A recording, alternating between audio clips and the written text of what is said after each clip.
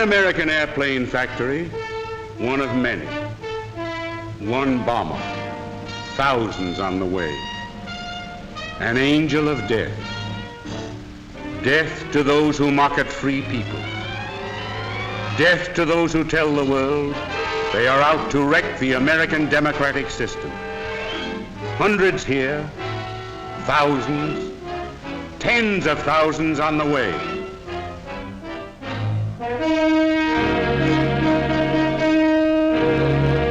Test flight. Every part tested, every piece of metal tested, every bolt, rivet, and welded seam tested under the pressure of combat conditions. Off the ground now for the first time as a complete fighting unit. Power. Power to travel far, dump her bombs and return. Power to say, I can outfly and outfight any pursuit ship now fighting over Europe.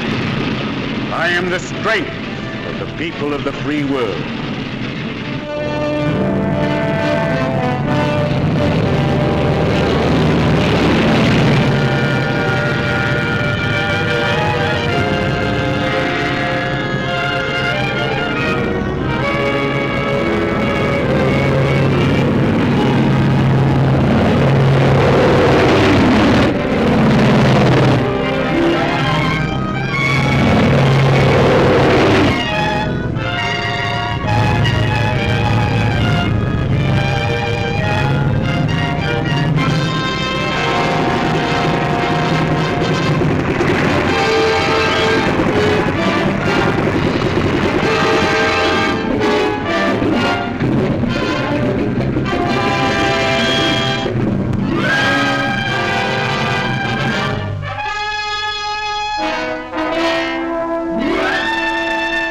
Here you get her insides.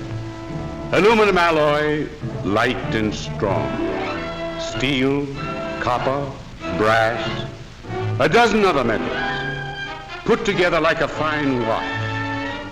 Wings made strong to hold her high in the air while she delivers. Each wing built to take all the pounding a super-powered motor can give it. And here is the fire bath, where the bomber begins to grow. Born in fire, to fight fire, with fire.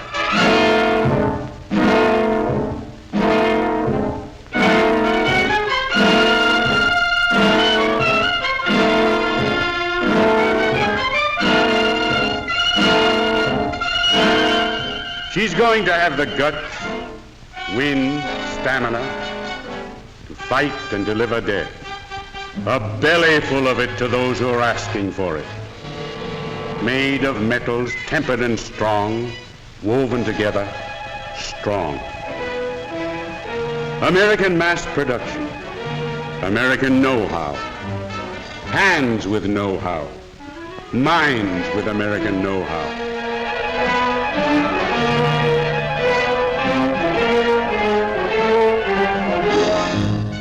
These workers, these riveters, welders, drillers, all these craftsmen have pride, a genuine pride in their share, their participation in the titanic job we call national defense production.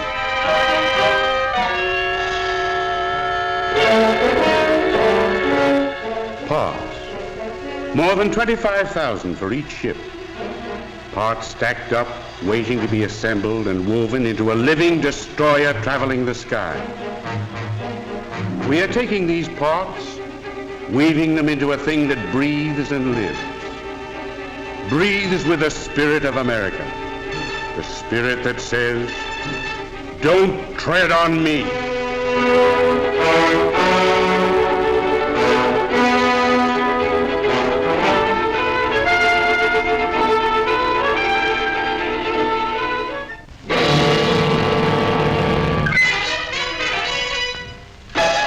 Made to stand heavy toil and struggle. Made to stand shock and storm and heavy travel. Ready to flank and outflank the enemy. Packing enough power to climb over the highest anti-aircraft barrage.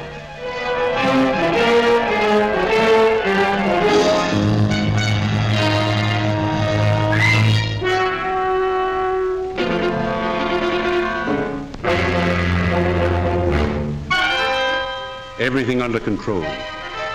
From hundreds of sub-assemblies, from scores of major assemblies, these precision-built sections roll into final assembly.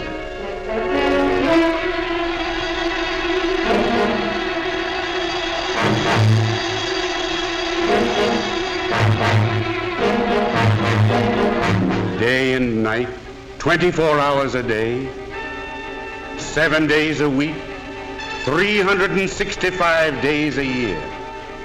Body, bones, and wings roll and join into the form of a finished, breathing bomber. Bombers, thousands in the air now, tens of thousands on the way.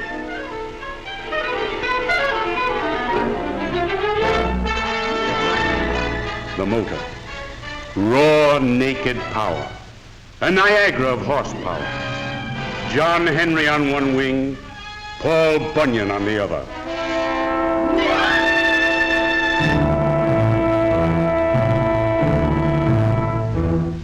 Wires, miles of wires link the nerve centers of the ship. The giant wing spar protects the cables from enemy gunfire.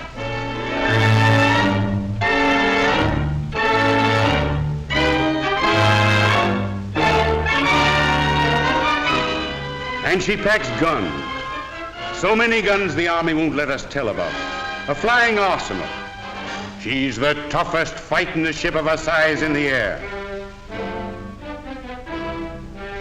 Here is America strong-hearted, keen, aware, alive.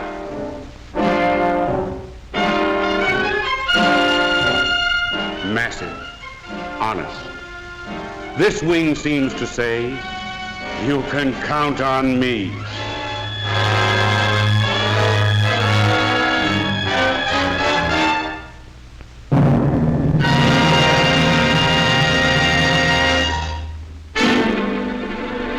Dawn, daylight, over Europe, over Asia.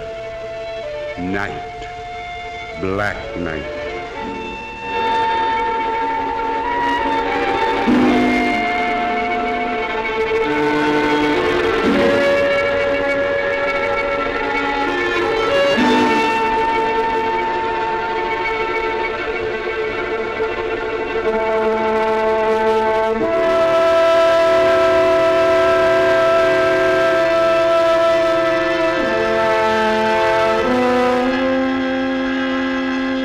America flies into the dawn.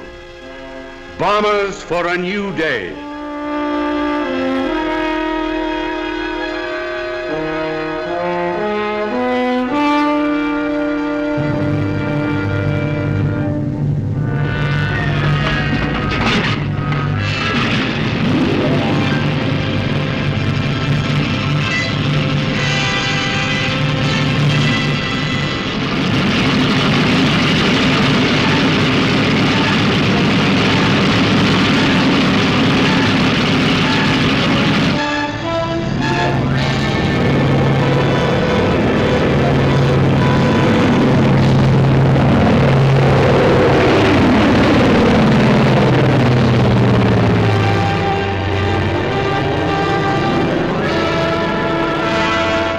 Humanity with all its fears, with all its hopes of future years, is hanging breathless on thy fate.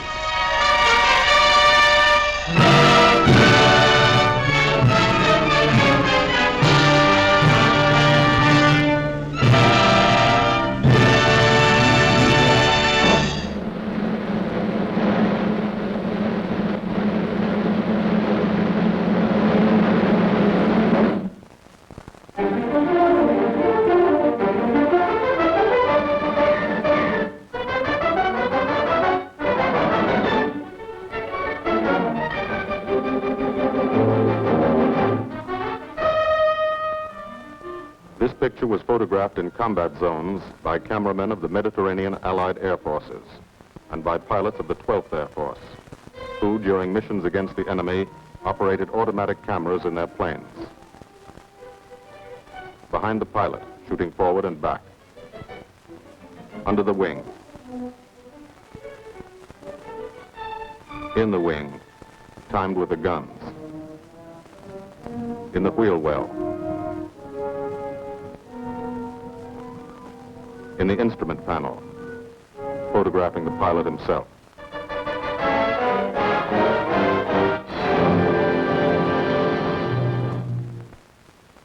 The commanding general of the United States Army Air Forces, General Carl Spaatz, has asked me to tell you something about this picture. I don't think I could do any better than just to read from his telegram to me. Thunderbolt was made in 1944, ancient history. It was made about one fighter-bomber group in the Italian campaign. It happens to be an American group. But the same story could well be told of the Royal Air Force groups which participated so gallantly in the same air offensive. As a matter of fact, the story belongs to all men who fought for freedom and did it a long way from home. Signed, Spaatz. Thank you.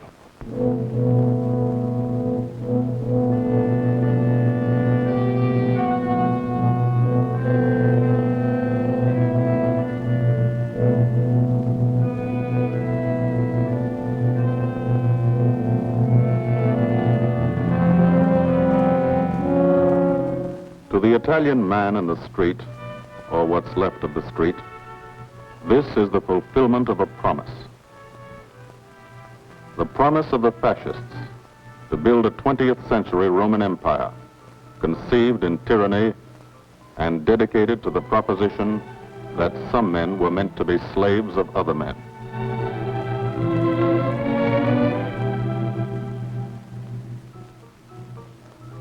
Special victims were the children. They saw things not meant for children's eyes.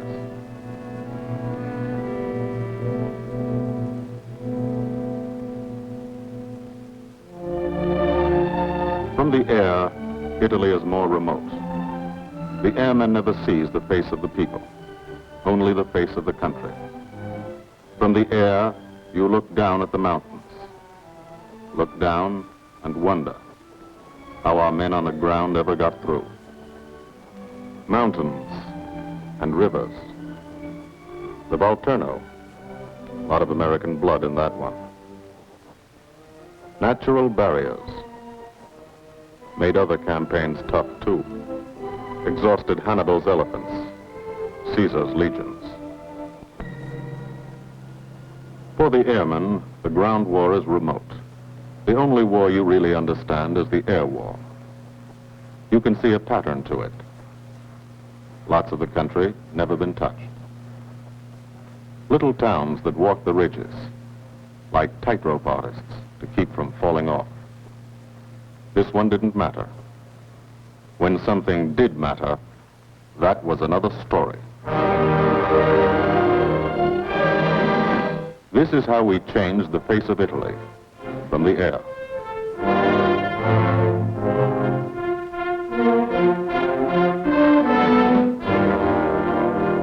They boasted Italian trains ran on time. Not these. This is what we did to the face of Italy. There's a story behind why we did it and how we did it. The story starts on an island, 60 miles off Italy's coast. The island of Corsica. Corsica. Rugged. Primitive. Mountainous. Malarial. Here they still remember a local boy who put Corsica on the map 150 years ago. This island part of France was liberated by the French in September 43, but you can still find a few Germans left by the wayside where they fell, in the shadow of our aerodromes.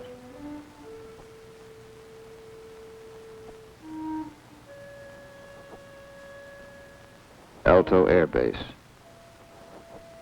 Sunday morning.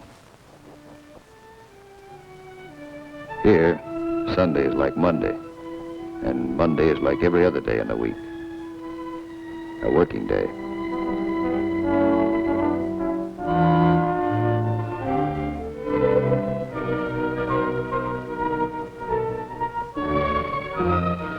The engines wake you at dawn. In your sack, you can hear the crew chiefs pre-flighting your planes. getting them ready for the day's missions. This is how you live when you're an airplane driver, fighting an air war, 20 minutes from the Germans in Italy. You're used to it. You've been washing out of your helmet since July 42.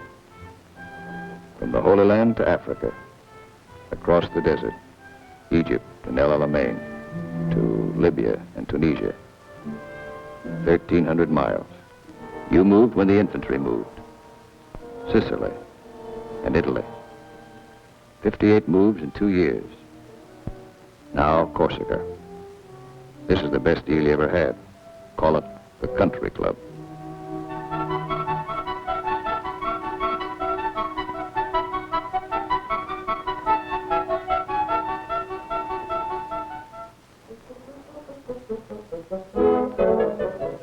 When you talk about air power, this is what you mean. You mean Spanky Manda. Major Francis S. Manda of Mentmore, New Mexico. Squadron operations officer. Not a desk job. Got over 170 missions, working for 200. He's 22. You mean Captain Howard Hickok of Ames, Iowa. He's a flight leader. Just had 30 days in the States. Time to get married and come back. He's 23. Or, in his Italian general's trailer, Gil Wyman, Louisville, Kentucky. Hardly looks old enough to vote, but he's boss of a squadron. He signs his letters, Gilbert O. Wyman, Lieutenant Colonel, Air Corps, commanding. The old man. He's 24.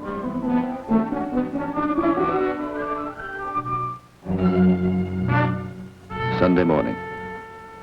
For the 57th Fighter Group, 3 squadrons, 1,000 men, another day begins at Alto Air Base. You could close your eyes and see it this way. Spread out like a diagram. Been home sweet home for some time. Good steel mat runway, 150 by 6,000 feet.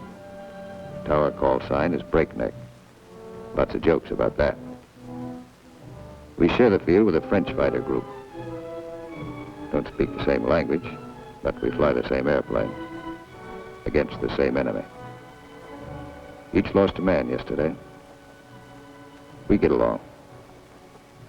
Group commander, Lieutenant Colonel Archie J. Knight, West Point, 1940. He's 27. First mission today is the 6-5 squadron show. Briefing, right after breakfast. Informal, short, to the point. Park yourself in a bomb crate and get your escape kit. Enemy money. Instructions to get you back through the lines, just in case. The S2 tells you about your target. He doesn't have to draw it for you. You do this every day. Sometimes 2 or 3 times a day. Gil Wyman will lead the show. So he lays out the job. That's a nurse's hat. His girl wears it for luck. Eat all you can get. The brass upstairs plans the war. They want something done, they pick up the phone. You do it. Don't always know why they send you out on a mission. Don't always care. But you know there's a reason. A good one. Today, the missions are going out because in Italy our armies have been stopped, cold, at the Gustav Line, across the narrowest and most mountainous part of the peninsula. U.S. 5th Army, British 8th Army, stopped for 5 months. At Anzio, 100,000 men sweating it out. We couldn't move. Stalemate. March 15th, we bombed Cassino, our immediate objective. Good job of bombing. Didn't work. Our infantry didn't advance. It was the wrong use of air power. Wrong because we were not taking advantage of the airplane's greatest asset, its ability to get behind the enemy. That's what the air planners wanted to do, get behind him. Lieutenant General Ira C. Aker, commanding all the air in the Mediterranean, British, French, and American. Major General John K. Cannon, Uncle Joe, commanding the 12th Air Force. and Brigadier General Gordon P. Seville, 12th Tactical Air Command, the brass upstairs who run the air war. They said, let's not hit him here. Let's hit him here. Let's isolate the battlefield. Let's weaken the entire German front by depriving it of supplies, fuel, food, ammunition, reinforcements. They call the plan Operation Strangle. This is what we want to do with airplanes. How? A lot of railroads in Italy. This is the enemy. Keep the trains from getting through. A lot of rivers in Italy, and over 700 major bridges. We figured if a train came to one, and it wasn't there, it'd be kind of tough to get across. Medium bombers got many of the important ones, but bridges are long, narrow targets, difficult to hit and destroy. Took a lot of trips, bombs, planes, men. We started to use a special weapon. A fighter bomber, the P-47 Thunderbolt. One engine, one man, one bomb on each wing. Extra fuel tanks for range. 6-5's crew chiefs taxi from the dispersal points to the end of the runway. Line up the squadron.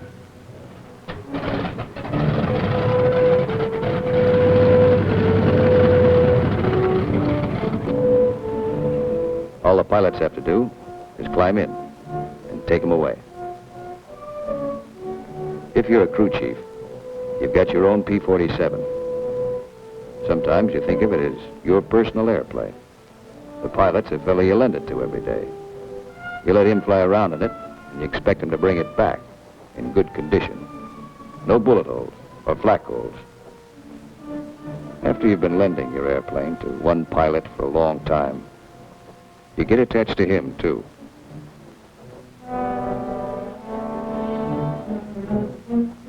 If you're a pilot, no matter what your rank or how many hours you've had, what counts here is the combat flying you've done.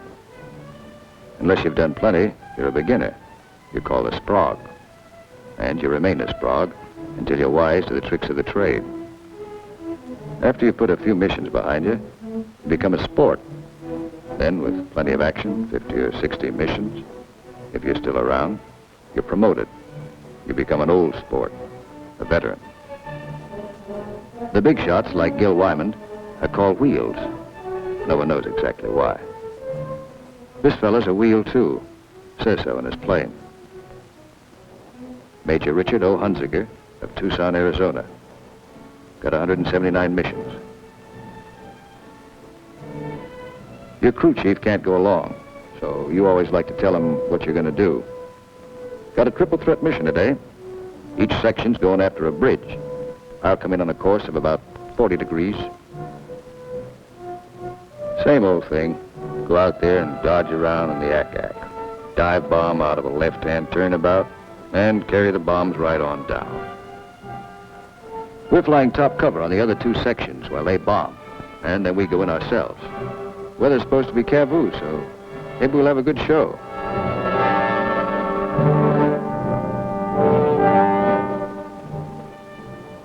All set to go. But you don't. You wait. You wait for 5 minutes. That's the way it's planned. Time to settle down. Relax. You'll be busy later.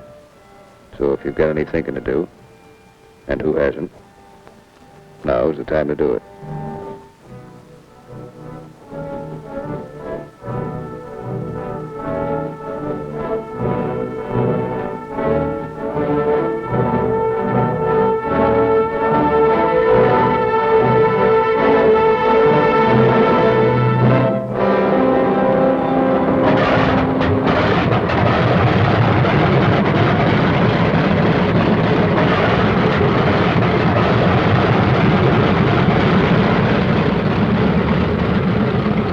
Here, hold this till I get back.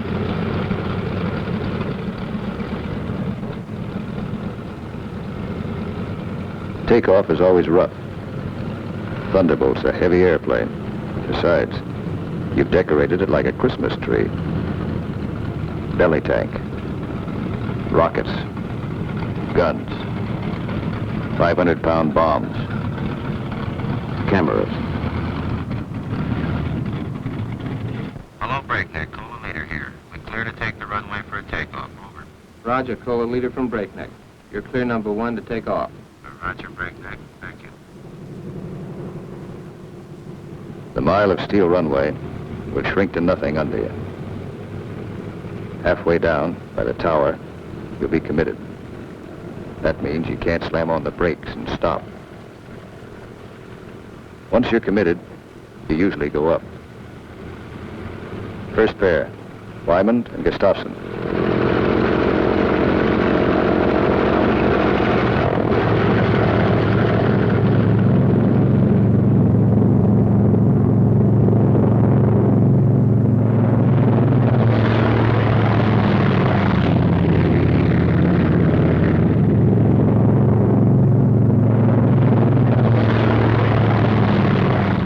First pair off. Second pair taxis out. Goss and Burgess.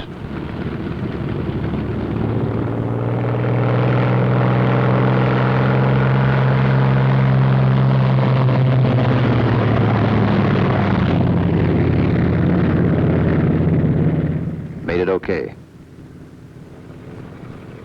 Manda and Richardson.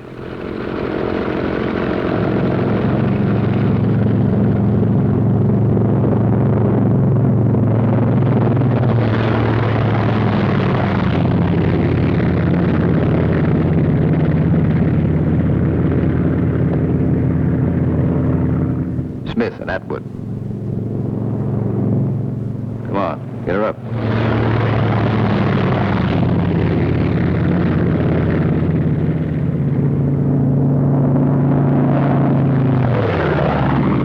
Hickok and Morrow.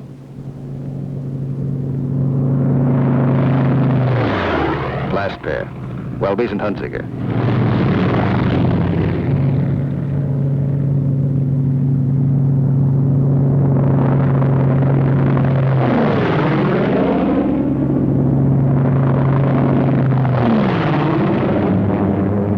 The squadron is airborne.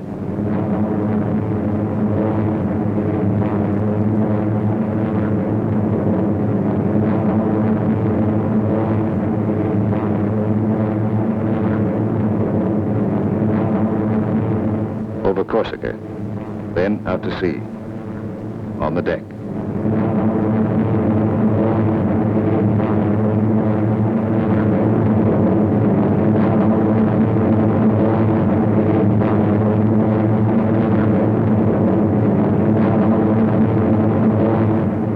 Miles east to Italy.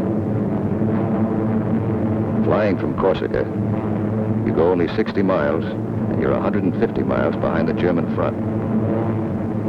Turn again on that castle. Now you're heading north into the mountains.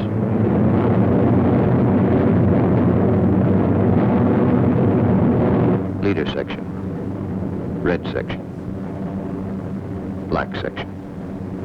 Formation flying, a game of follow the leader, the squadron leader. He navigates, makes the decisions. Doesn't tell you what to do, does it? You follow, wingtip to wingtip.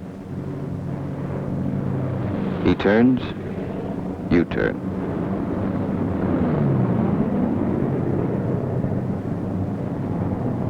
He climbs, you climb.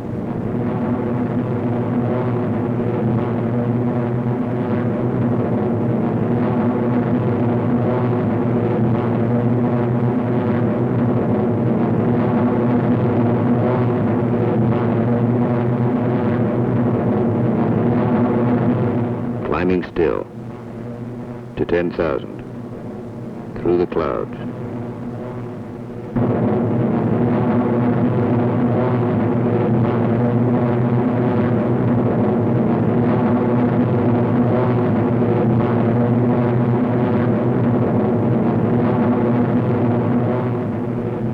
Getting close. Start looking for the target.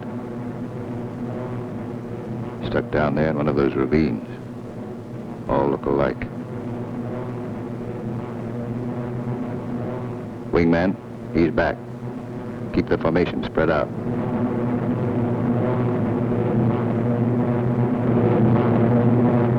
There's a checkpoint. That road. Follow it down to the river.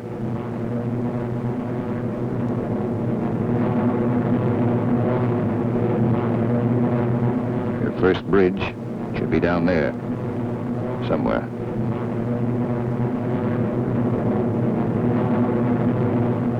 There it is. Pass over it. Come back and attack from the opposite direction. One of the tricks you've learned. Leader section. Goes into loose string formation. One plane behind the other. Then, Wyman peels off.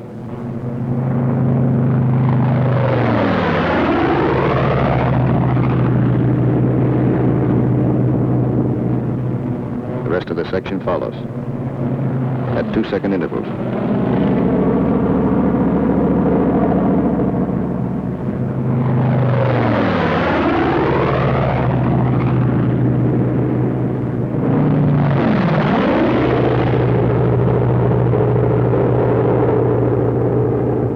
Last man goes in. No bomb sight in a P-47. Pilot does his own aiming. Bomb bursts from the planes ahead. Couple of misses. Direct hit. I hope your aim is good.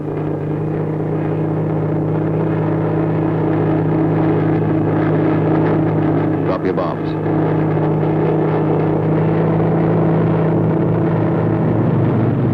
Pull out. They black you out for a second. Blood drains from your head. But you're young. It comes back fast. You're all right now. Leader section reforms. Top cover. Watch his red section bomb. A miss.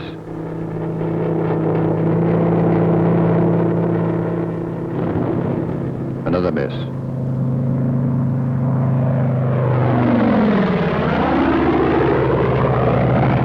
A hit. Black section goes down.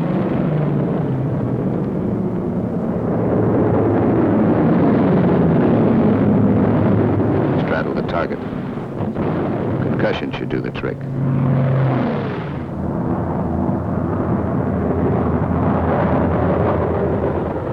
No more bombs. Still got plenty of gas. Plenty of ammo. Go in the prowl. Ease down on the deck. See what you can find.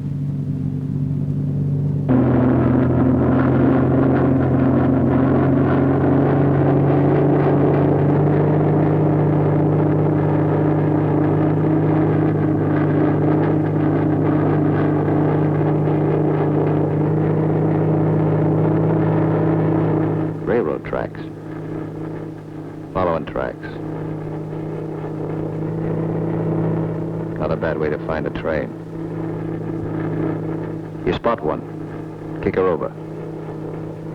Give it a few squirts. Might kill somebody.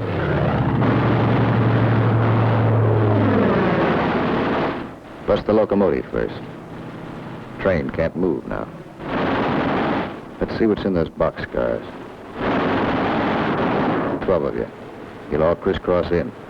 Everybody takes a few passes.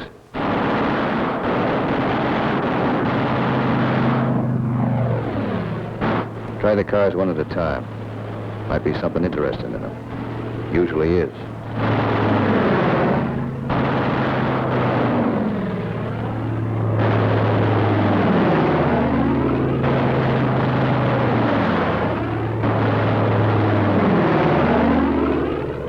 Got it burning nicely now.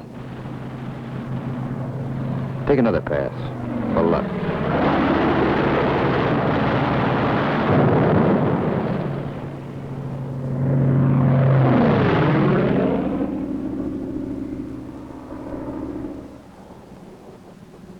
Strafing spreads the squadron over the sky. Every man his own general. Looks like we're out of trains. Lighthouse out there. Wonder if I've got any ammo left. Yep. Radio station. Blow out a few tubes. Somebody in that field. Don't know who they are. No friends of mine.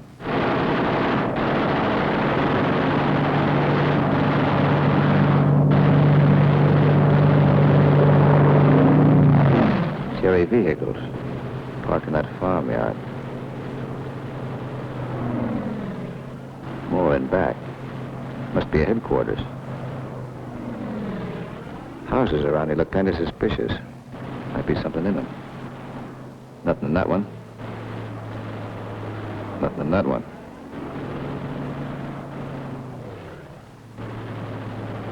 Could be wrong. Nothing in that one. Uh-oh. What do you know?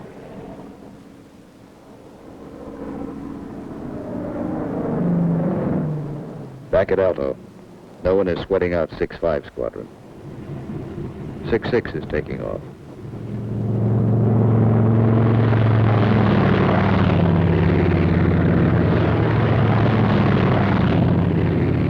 No one will sweat them out either. There are too many missions. 9 for today. When you don't fly, you've got things to do. Try to make some sort of life for yourself. In trying, you've improvised an American community. Step off the field, you're in Corsica. Step back on, you're in America. This is part of the war, too. The endless detail of living. The dust is a problem. Dust is good for the laundry business. Hand laundry. Branches everywhere. Community laundry. 3-day service. And for the rugged individualist, water supply, pump, heating unit, washing machine. The sergeant used to sell these in New Orleans. He's keeping his hand in. The barber shop. And for the next customer, always something to read. Never more than a year old. Bus line. Lunchtime special. And for the intellectually minded, there's time for the more serious things, like practicing your yo-yo.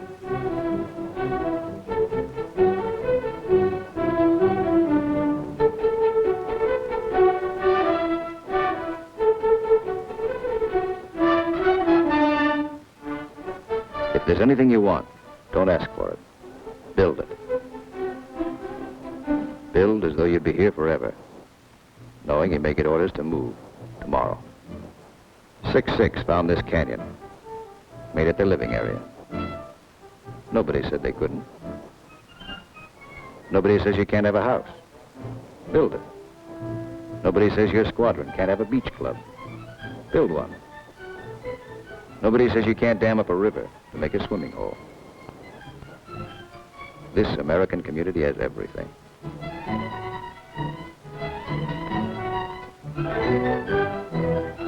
When you come off your shift and somebody else is carrying the ball, you try to relax, enjoy yourself. In danger a couple hours a day, the rest of the time, you're out of it. Beach club's a busy place. So is the Mediterranean. Mussolini once called it Mare Nostrum, our sea. But that was yesterday.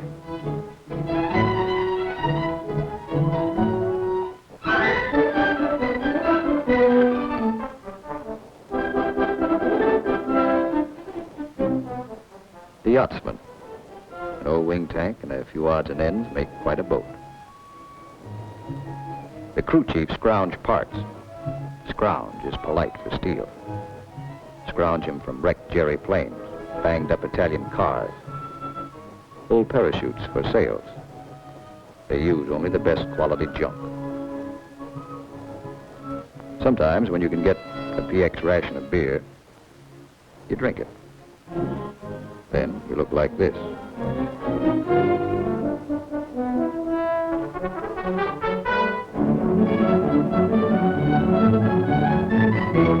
Alto's the best deal you ever had. The country club. Lot of laugh, lot of sun. Your American community has everything. Except the things you really want. There are times you'd rather be flying than waiting around, killing time. Because when you're flying, you don't have that feeling of the day, the week, and months slipping by. Slipping by and leaving you standing still. These are your years. Years to get started, find yourself, your job, profession, get married, kids, home of your own. These are the years that count. So, you have your pets, to give and receive affection. In return for affection, sea rations, bug powder. As always in affairs of the heart, some have peculiar tastes.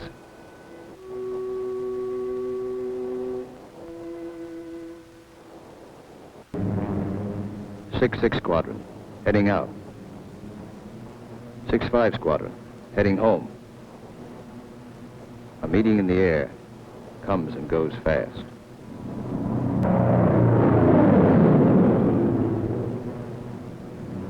Six-5, leader section.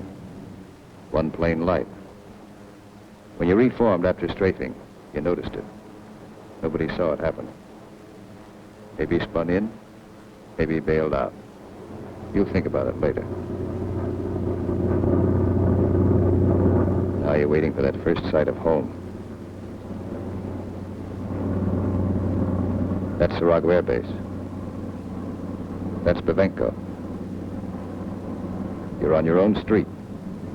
Alto's first turn to the left, 3 fields down. Keep the formation tight. When you fly over those other outfits, you want to look good. Show them how it's done.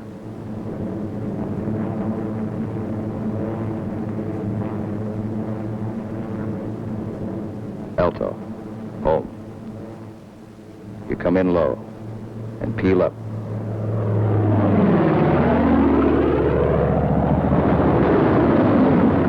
You peel up to reduce speed. Space the planes 20 seconds apart for landing. Second and third flights go on past the field. They'll circle back when the first flight is down.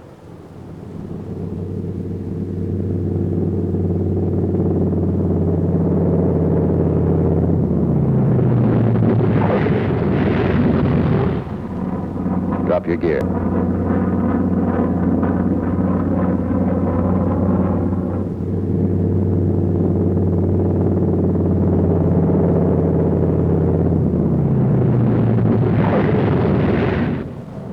Second flight peels up. Third flight will circle again.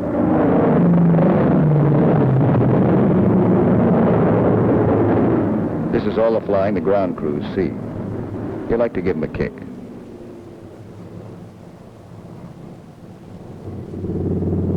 Sometimes you're tired. Land them rough.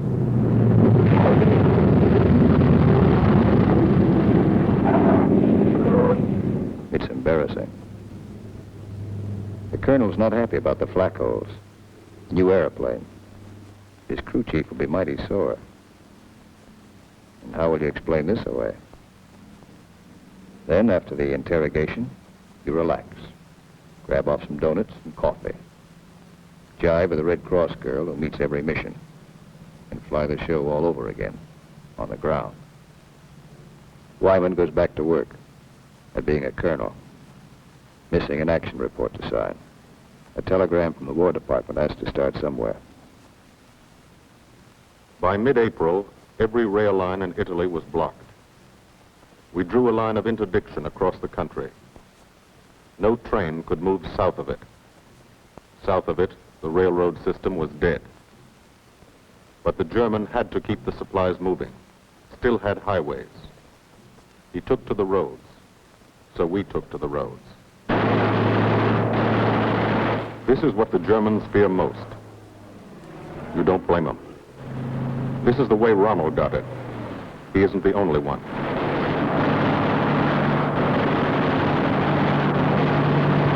When you clobber a highway, you burn plenty of ammo. Cyclic rate of fire, 800 rounds a minute. You've got 8 guns, 106 bullets a second.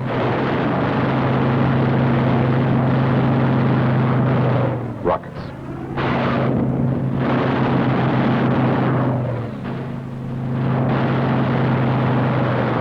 Those aren't just trucks and Germans. You're stopping ammunition before it's fired on the Fifth Army front. And you're doing it 200 miles behind that front.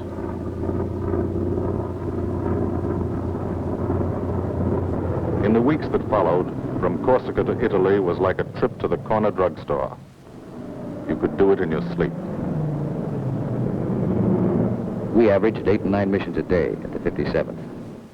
The French flew about as many. Lafayette Escadrille, the 324th and the 86th over in Italy, the 79th next door. It was good to look up and watch them go by.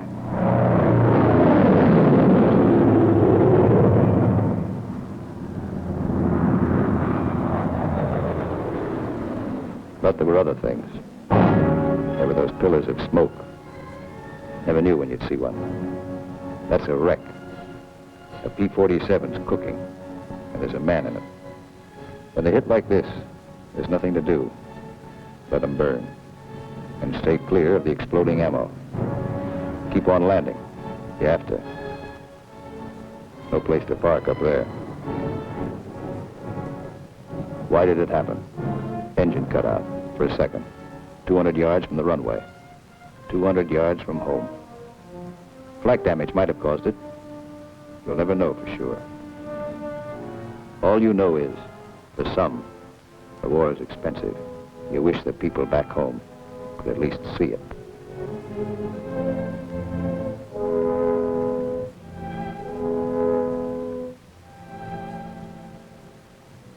We kept up the pressure. And by the beginning of May, the roads were practically closed. If one man on a motorcycle appeared on the highway by day, he was a dead pigeon. The German took to the sea. 2 months after we started, the strangle was on. The Germans had barely enough supplies for 2 weeks. That's when our ground forces attacked. Allied troops took Cassino. We linked up with a beachhead at Anzio. And in 3 weeks, we're in Rome.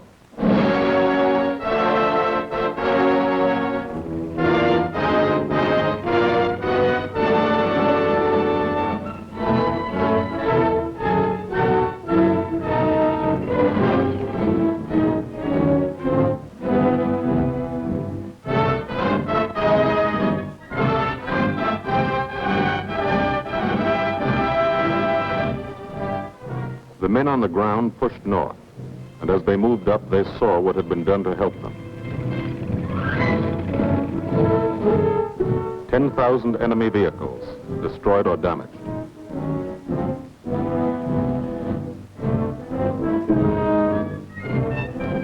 In every town they took, no marshalling yard.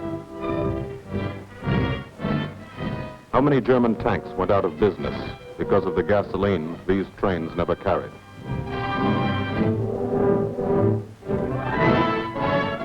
They advanced, and they saw the bridges. How many German shells were never fired because they couldn't get across the rivers?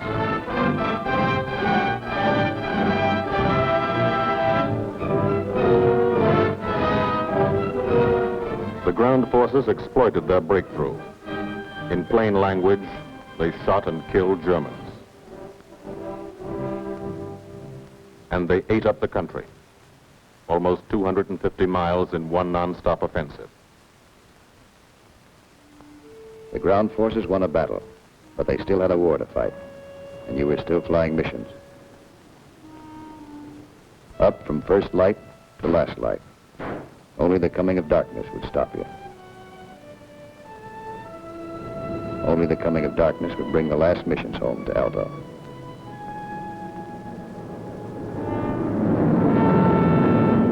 Then the long work day would end. Some men hit the sack early, and some spent another quiet evening at the club, Colonel Wyman's Country Club, for airplane drivers. Everybody have a good time, stay in bed till 9:30. Sit around at the pub, Colonel Wyman's Country Club. You and me, we'll run just how I love thee.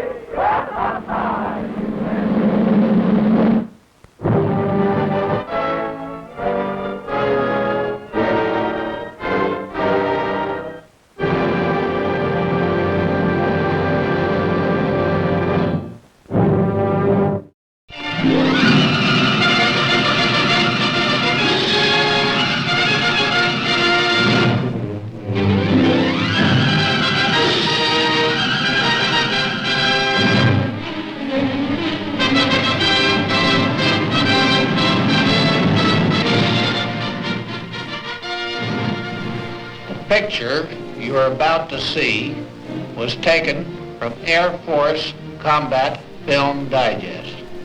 It tells a story of the vital contribution made by the Army Air Forces to victory in the Pacific. Since December 7th, 1941, the world has decreased in size and its shape has been considerably altered.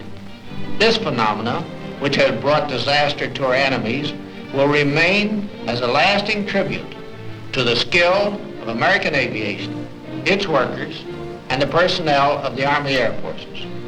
In less than 4 years, the distance around the world has been spanned thousands upon thousands of times. Places that were once obscure specks on the map have become bywords in every home in the land as they were bombed, rebombed, and blasted out of existence until victory was won. The Army Air Forces played an important part in winning the war. It is equally important to ensure our winning the peace that America remain what it is today, the leading air power in the world. You and every American can play your part in maintaining the freedom and security for which we have all fought by buying and holding bonds. War comes to Japan, Lae, Salamaua, New Guinea. We start for Tokyo. The Aleutian Islands.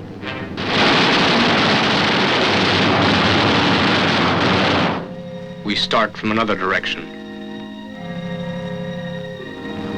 China, where there was never enough of anything to fight with, except Japs.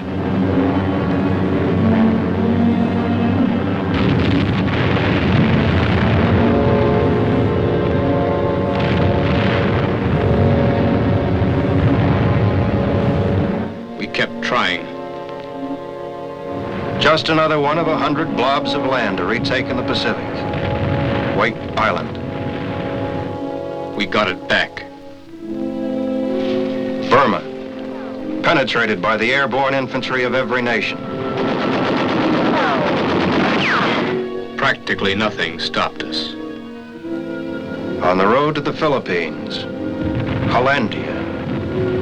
Obscure names on the map of the world that were blasted out of existence.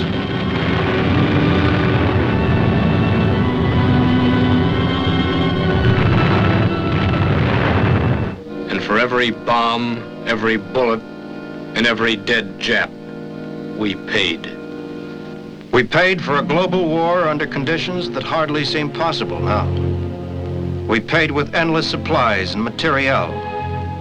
And our men fought and sweated and labored endlessly to advance the bomber line. That was the watchword in the Pacific. To advance the bomber line. To advance the bomber line to Tokyo. Not just from the dank malarial-infested jungles, but from the ice and snow and solitude of the north. Advance the bomber line. Get the planes in the air.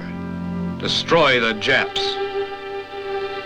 American supplies from a nation mobilized for war. Supplies of every size, shape, and description. Supplies destined for China after being shipped halfway around the world. Supplies for a global war, flown to their final destination by the Army Air Forces. This was more than a fight against the Japs. It was a fight against time and the elements. But finally, all over the Pacific and the Far East, our time began to arrive.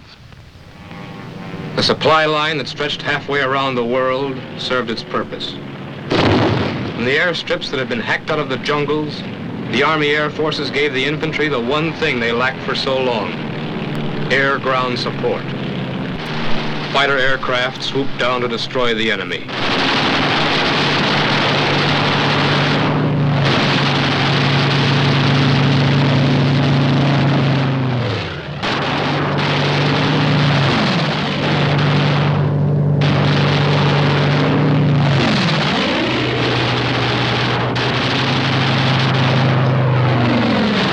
Here in central Burma, 90 miles southwest of Mandalay, is just one example of the thousands of times that air-ground support catapulted our advances forward. In this instance, air power was used to clear the way for a push south to Rangoon and win that port for our own forces. P-47s in the 1st Air Commando Group were used to aid the British infantry to cross the Irrawaddy River and establish a beachhead.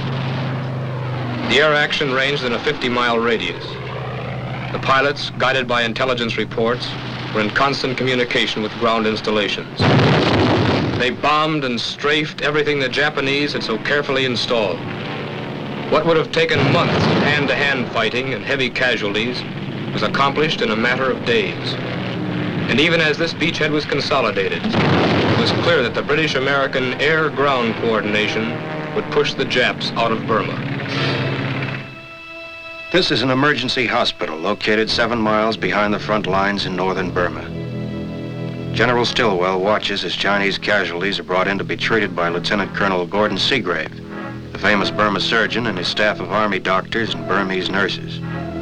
Because of the constant presence of snipers, most of the wounded were brought in during the night. They made the 7-mile trip from the front lines over jungle trails in crude man-carried litters.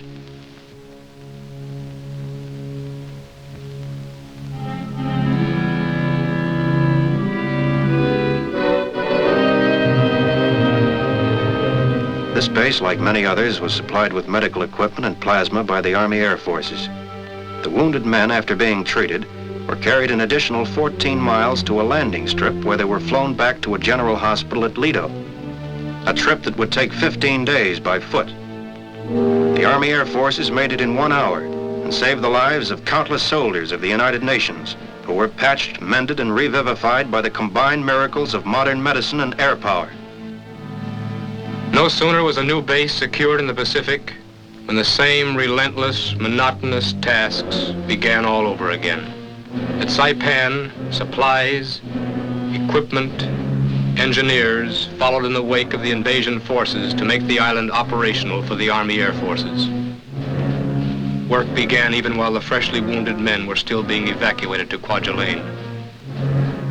Just a few short days ago, these men had left Kwajalein whole and ready for battle. Now they were going back to where they had started from. The victory at Saipan had been a costly one. But the enemy had been made to pay double. Once more, the potency of air power manifested itself. One of the strongest Jap bases in the Pacific had been reduced to rubble.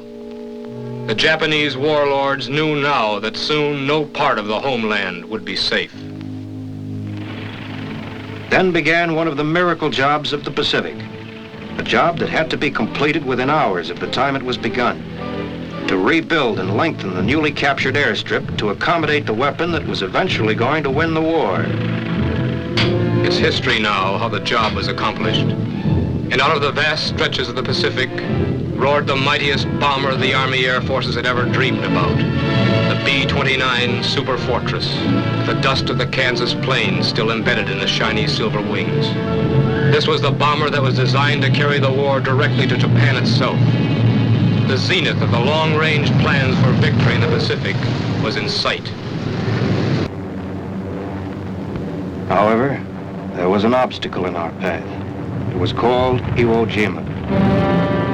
We needed this tiny stretch of land for many reasons. As a fighter base, as an emergency landing field for B-29s returning from missions over Japan, and also because it was filled with Japanese aircraft that had to be eliminated before we started on the road to Tokyo. Using Iwo Jima as a base, the Japs attacked Saipan at every opportunity. And we shot them out of the sky as fast as they came over.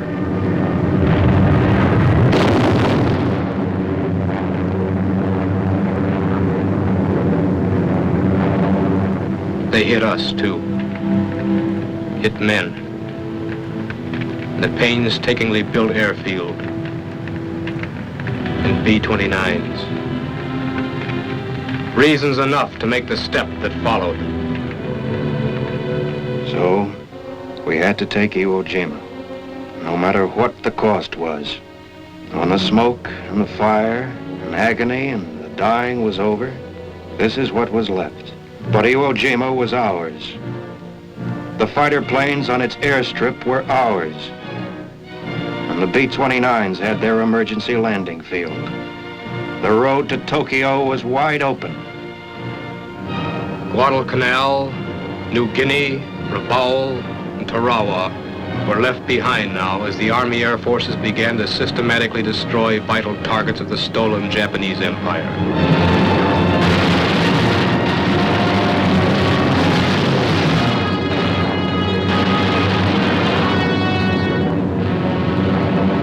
In Borneo, the valuable oil supplies at Balikpapan and surrounding vicinity were subjected to devastating aerial bombardments. These were long, dangerous missions, but they were worth it. The major supply of fuel for the Japanese war machine was destroyed, and the enemy on Borneo was softened up for the inevitable invasion that followed the heavy air attacks. The high-geared Japanese war machine was slowed down to a walk. Even as the B-29s from Saipan began flying missions against Japan itself, other portions of the Army Air Forces were spearheading the attacks against the Philippines. Here the Japs were firmly entrenched. But here again they were made to feel and realize the potency of air power. The Japs had done a lot of damage to our bases in the Philippines in 1941. When General MacArthur said he would return, he didn't mean that he'd come empty-handed. The Army Air Forces had delivered the goods prepaid.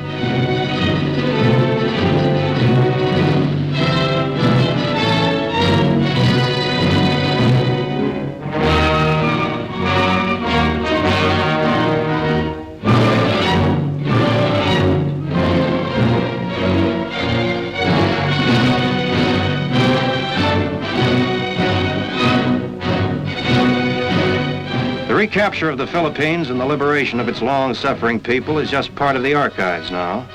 And General Douglas MacArthur has reached his goal to avenge Bataan and Corregidor. There was still another base we paid to secure. Okinawa.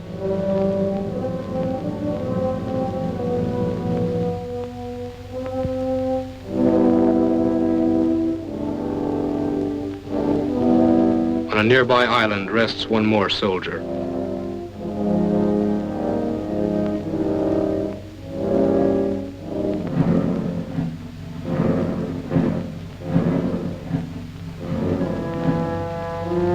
But Okinawa, too, was soon operational. General Doolittle arrived from the European theater and assumed command of the redeployed 8th Air Force. The stage was set, and General Arnold, commander of the Army Air Forces, flew to a far eastern base to discuss the knockout blow with Generals Kenny and Whitehead. The bomber line had advanced to Tokyo at last. And what a bomber line. 400 plane raids. 500. 600.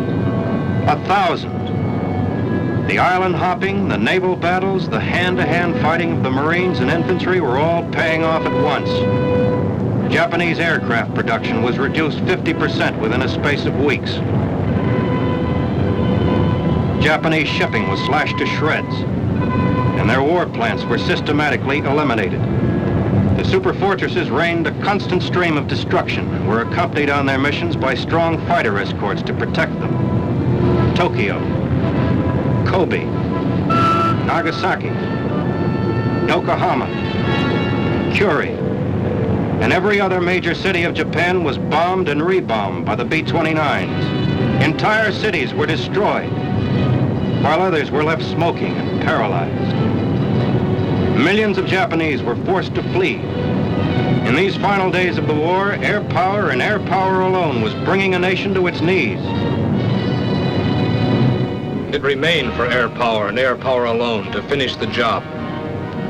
One day, August 5th, 1945, one B-29 left on a special mission.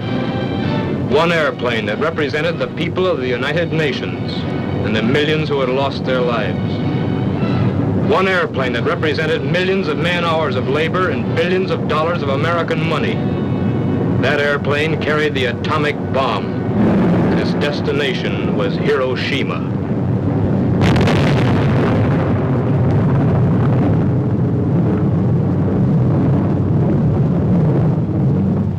A city in ruins with one bomb. This was the first test of the atomic bomb in New Mexico.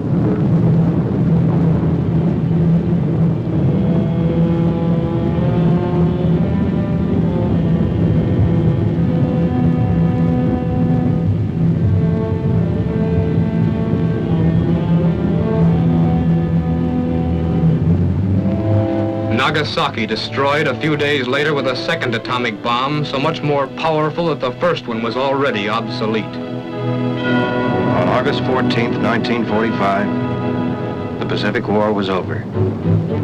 Japan surrendered unconditionally, simply by pressure from a distance. That pressure was air power, the strongest air power the world had ever known. It remains for the people of the United States to keep it that way.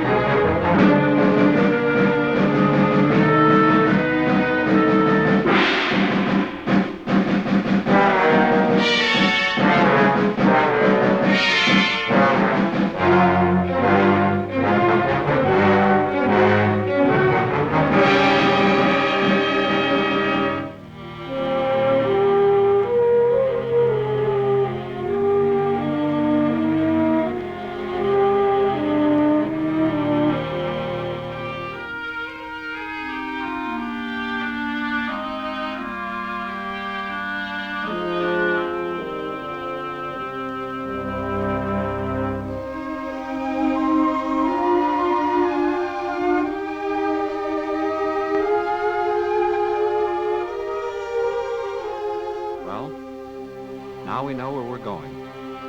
Did you get that about those snakes? I don't mind Japs, but snakes. How did the skipper say it? Oki. I heard him. He said Okinawa.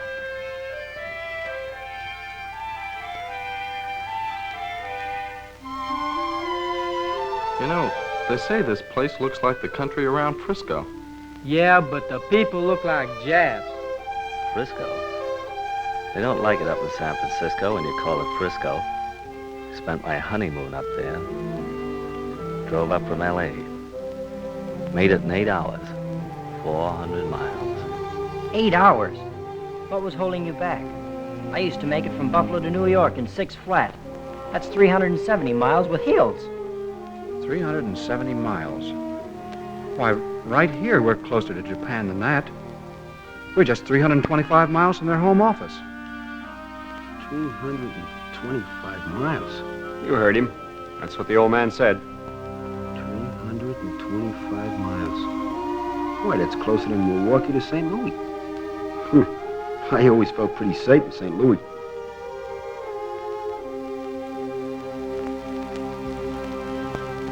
It's awfully close. Mighty close. Yes, mighty close. Especially for a modern bomber with a job to do. About an hour's run from any number of Jap airfields. But here we were, closer than any fleet in history to a major land-based air power. At Midway, in the Coral Sea, even in the Marianas, distance had been against the Japanese Air Force. But now, as our fleet sailed against the enemy inner islands, the range was easy for any Jap plane that could fly. There were those who said no fleet could risk it, but the stakes were high. With Okinawa in our hands, we could control the China coast, send swarms of planes to smother Japan.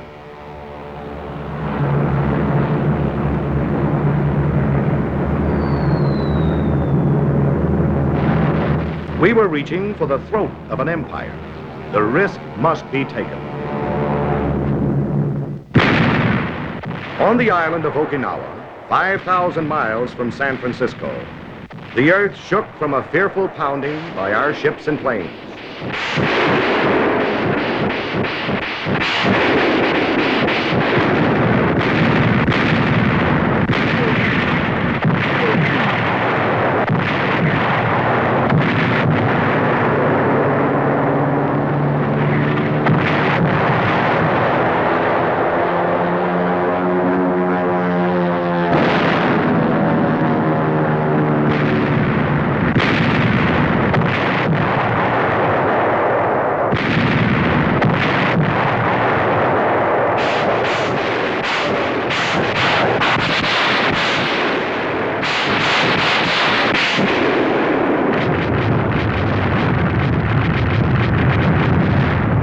To the south, our British allies were hurling their naval might at the bypassed fortress of Formosa. They were raking Sakashima with shell and bomb.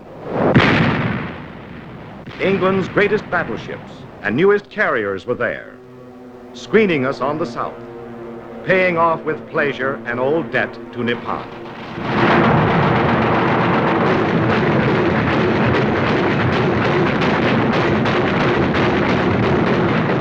On the northern flank, Admiral Mark A. Mitcher's tireless Task Force 58 stepped up its 2-week-old aerial assault on Kyushu and the enemy home islands.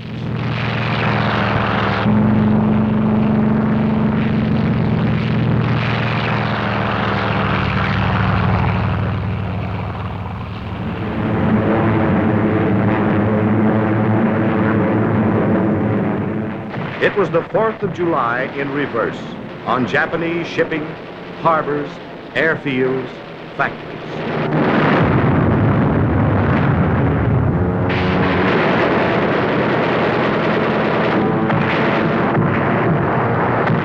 There's a Jap carrier in trouble.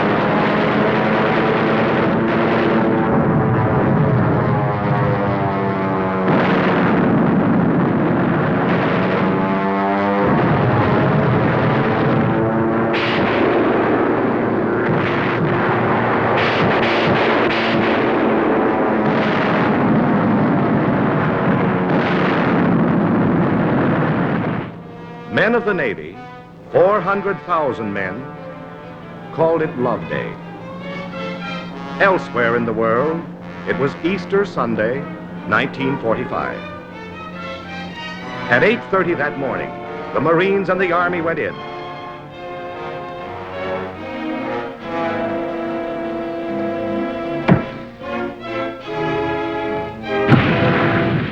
"100,000 Yanks were rattling the lock on Japan's front door.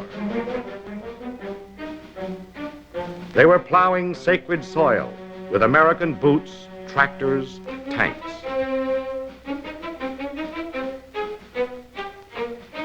The first 7 days were baffling, mysteriously quiet. Ashore, Army and Marines pushed steadily forward, looking for an enemy which had vanished. On the 1,400 ships supporting the invasion, men waited at their battle stations and waited. We knew the blow would come, but how and when?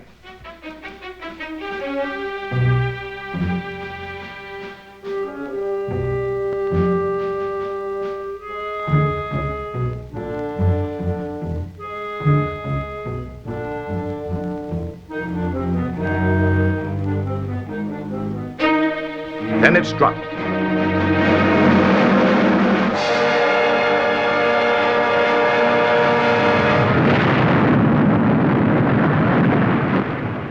They call it kamikaze, meaning the divine tempest.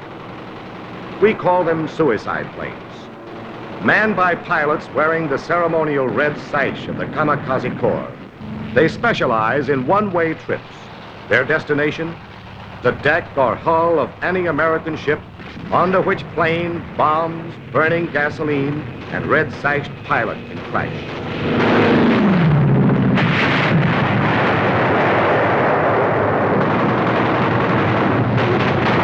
Japan's secret weapon was no secret to our gunners or our flyers, who for months had been tinting the far Pacific with those same red sashes. But now, to meet our latest challenge, our deepest thrust, there rose every plane that could fly, new or old, from the very heart of Japan itself.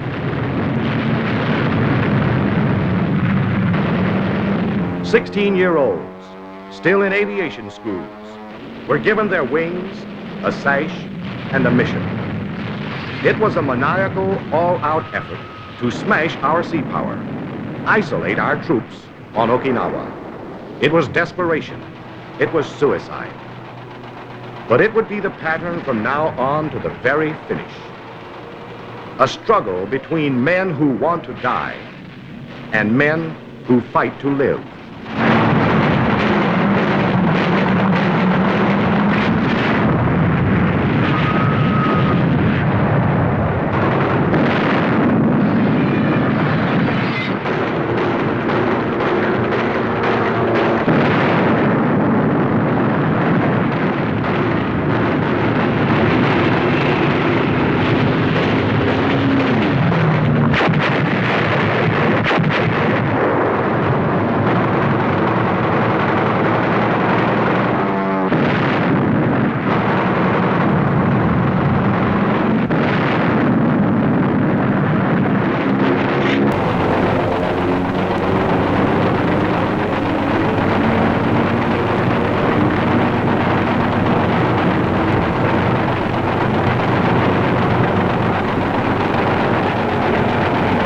He's hit, but he's still heading for the target.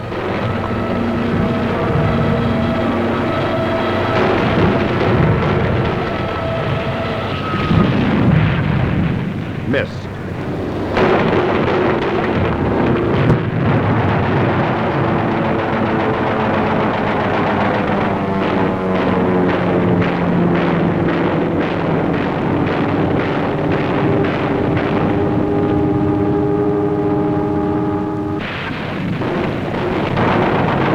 By night it went on. Hundreds of land-based planes streaked low over the sea at our carrier.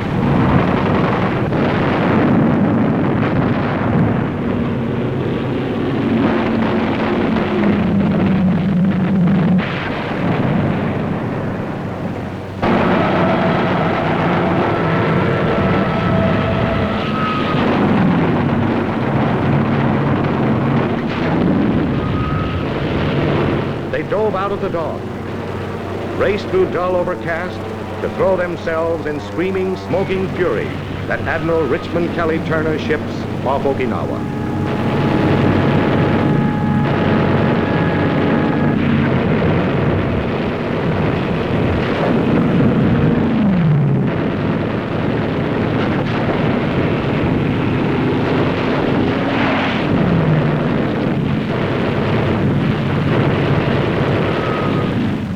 Again, the old battleships were there, and new ships of the line. And a rugged little man named Ernie Pyle. There was no retreat. This was the fleet that came to stay, that had to stay.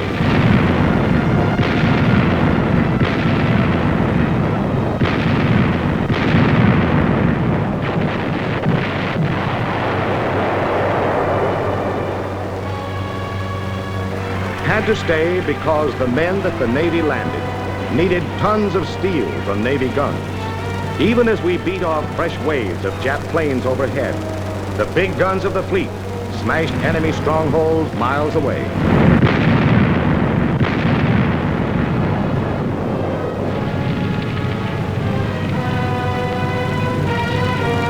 Had to stay because our men advancing through the rice paddies and over the steep ridges had to have close air support from the baby flat tops. In the air control room aboard the command ship, strike upon strike was ordered.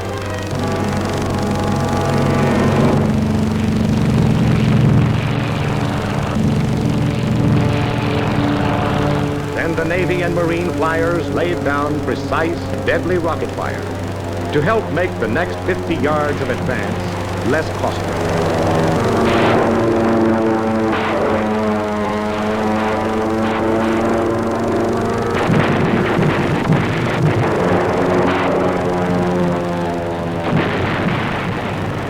This was the fleet that had to stay because always the stream of supplies to those troops must be steady and huge. A bridge of ships was thrown across the Pacific to bring our men more food, more medicine, more ammunition. And waiting at the end of the longest supply route in any war were the kamikazes. It was weird. It was savage. This was a fleet fighting like infantry, punching away at the enemy. Only there are no foxholes in the ocean.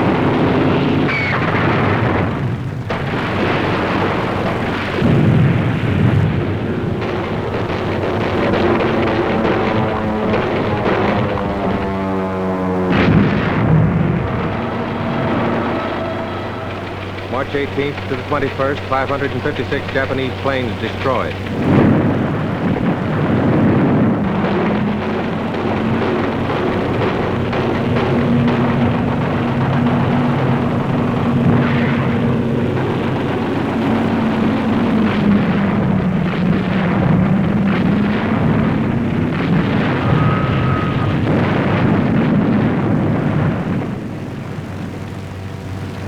Men fought without sleep. Some fought with guns. Some with axes, torches. Some with fire-smothering foam.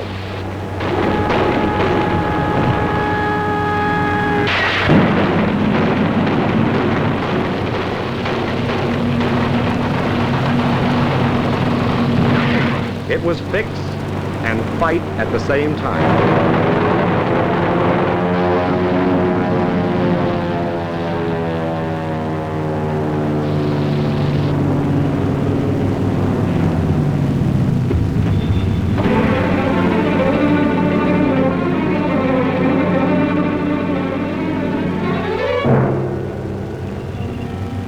Many fell at their battle stations, and some were buried.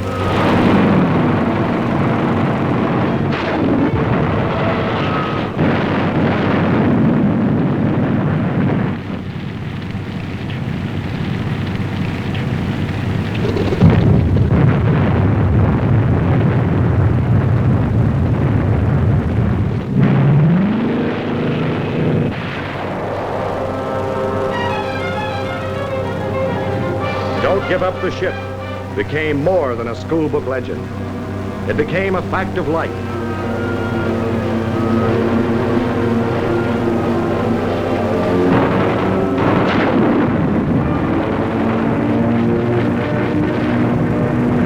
April 13th brought more planes and shocking news.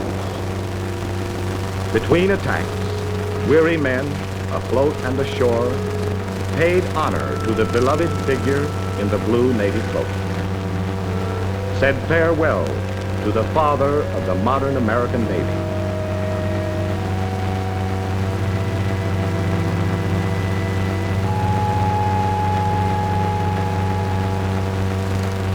Then they turned and met the next assault. During 3 fabulous months, thousands of aircraft were hurled against our ships. But only 10% ever slipped through our air patrol. Yet the siege by air went on. The Japanese beast still spat zeros. April 6th, 277 enemy planes shot down. April 12th, 100 planes. May 3rd, 97.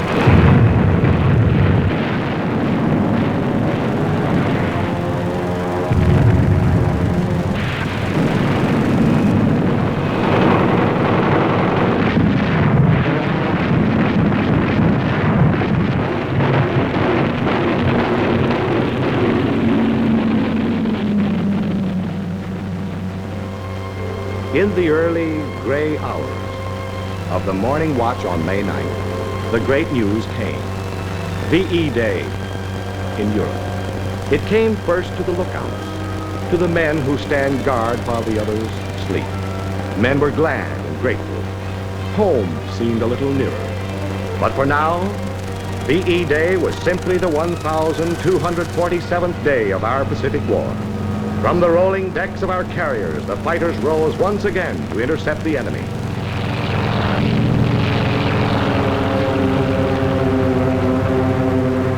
On the cruisers and destroyers and battleships, our heavy batteries once more leveled against the Jap-studded hills of Okinawa.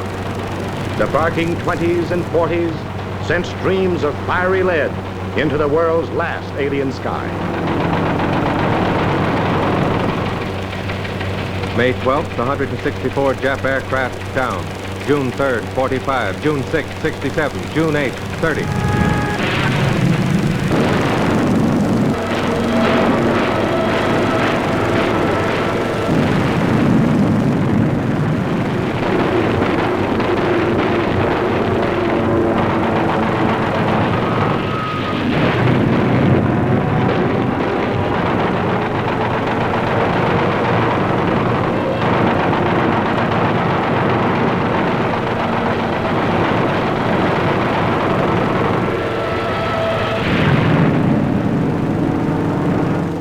Week after vicious week, the most devastating air-sea battle of all time wore on.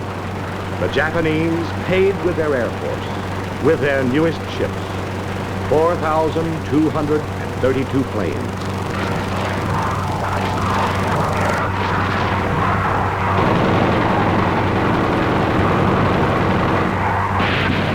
The fleet that came to stay paid a price too. But our men, our ships, our planes took everything the land could throw at the sea and handed it back double. The question, could a fleet stand up against the massed fury of land-based planes, got an emphatic answer from the men who fight to live, from the fleet that came to stay.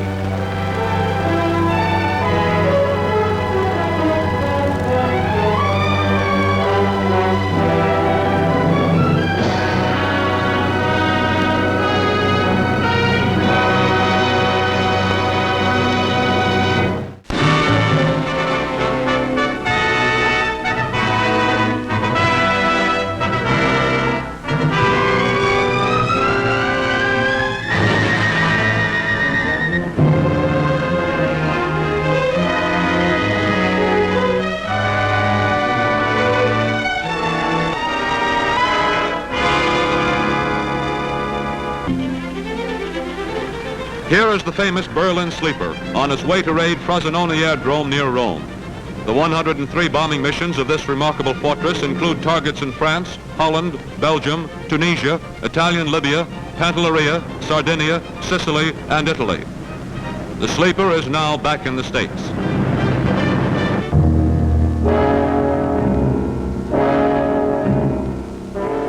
Moving day for the 321st Bombardment Group brought thunderstorms, heavy showers, and mud.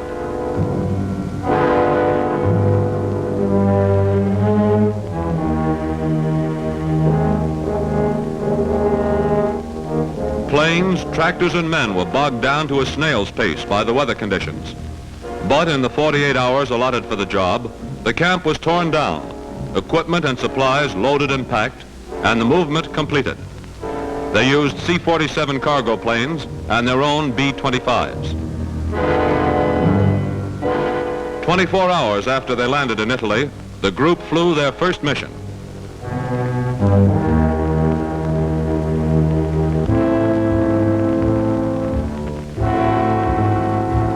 Thunderbolt crews at a fighter station of the 8th Air Force in Great Britain are detailed to escort flying fortresses on a bombing mission over Nazi Europe.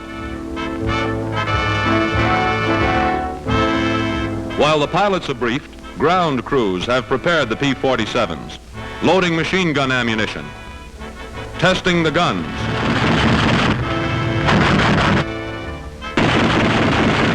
filling the auxiliary tanks for long range. These squadrons are leaving for the front, the great air front over Western Europe.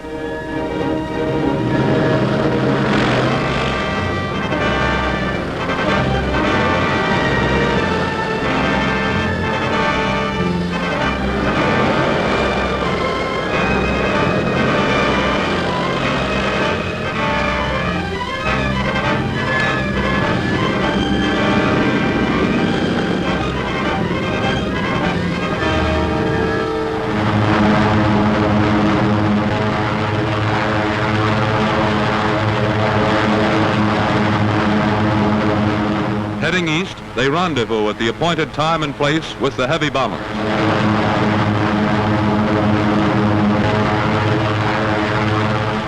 And here are the heavies, giant flying fortresses that drop their tons of high explosives on pinpoint targets. As an attack by German Messerschmitts and Focke-Wulfs is about to develop, the Thunderbolts peel off to intercept, to protect their bombers.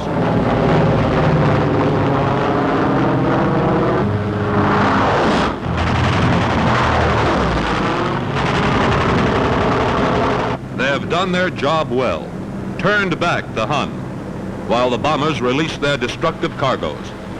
In the process, many enemy fighters were down.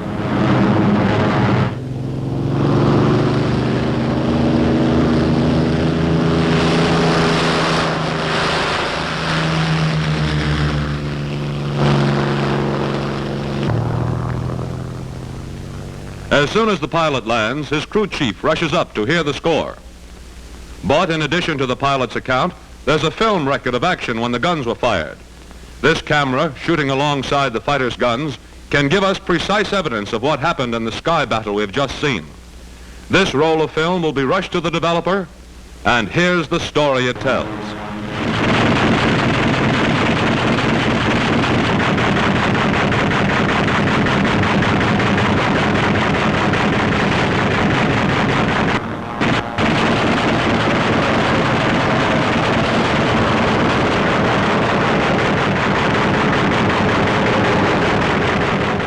A good day's hunting by a Thunderbolt.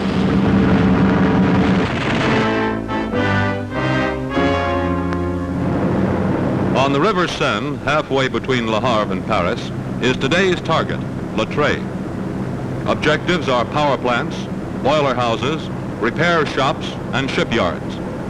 36 B-26s took off, 33 attacked, protected by 11 squads of Spitfires. Workshops were hit with 40 tons of bombs. All vessels docked here were set afire as 4 other fighter squads swept the area. This was an extremely successful bombing mission, since there were no losses or casualties for our side.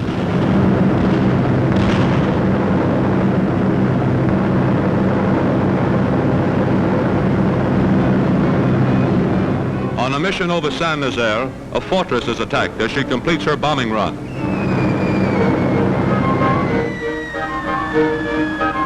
Hit fatally and engine smoking, the ship plummets down and crashes into the sea, a flaming comet.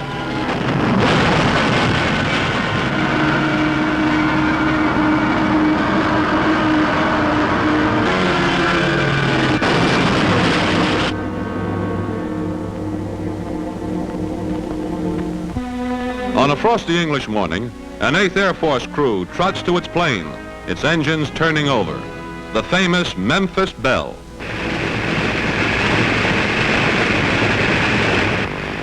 They move down the line in their regular order.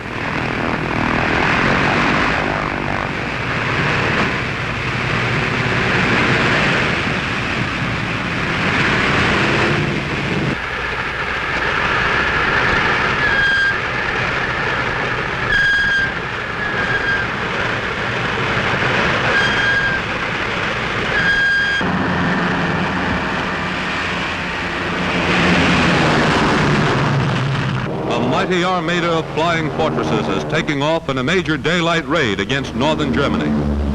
They're going to strike at the heart of the enemy, Wilhelmshaven, a big naval base just west of the Danish peninsula.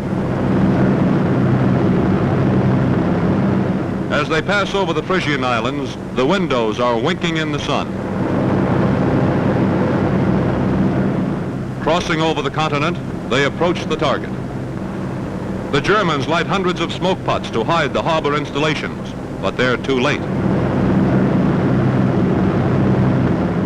This heavy flak indicates how important the target is.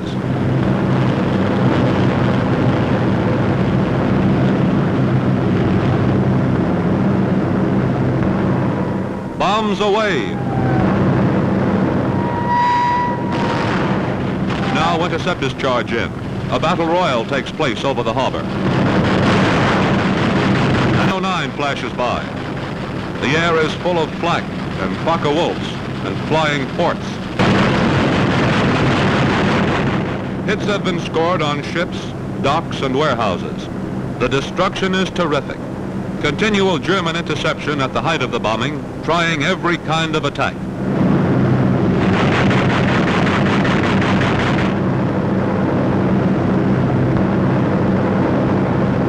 A stricken American Eagle drops out of formation, fading fast.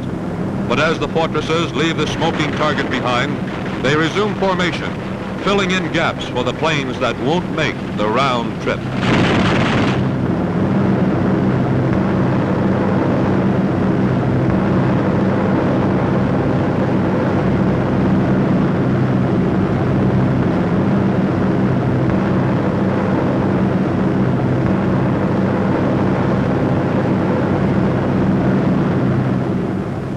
Feathering its prop, this fortress limps back.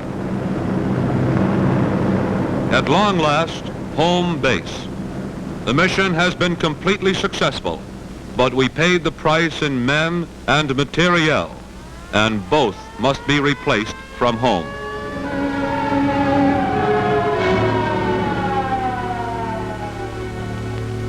This bombardier got a piece of shrapnel when the nose of the fortress was blown away in exchange for the several tons of bombs left in Wilhelmshaven. But the sky was ours. The steady, relentless bombing of Germany went on without ceasing.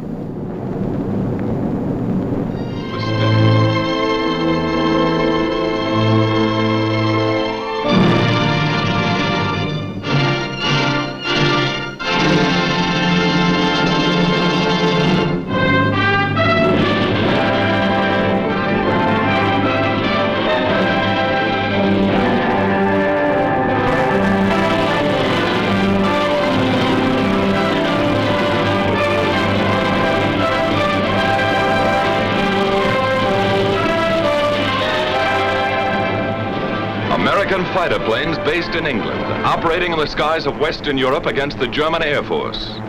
This is the P-47, the Thunderbolt, a fast, tough, high-altitude fighter with a dive like its name and an 8-gun blast in its wings. Here is the Lightning, the P-38, master of the air in many theaters of war. The long range and concentrated firepower of this great fighter counted in Western Europe, too. The Mustang, the P-51, longest range fighter in the world. Speed, fast climb, quick dive, tight turn. A fighter pilot's dream. Into these three great fighters, America poured its genius, its millions of man-hours of labor, its faith in victory against the Luftwaffe. And in their single cockpits, it placed its carefully chosen sons, trained to a fighting edge. trained as never before. Here is their report, catch as catch could by their own gun cameras in the instant of action, and delivered in return for your toil and your treasure and your high hopes.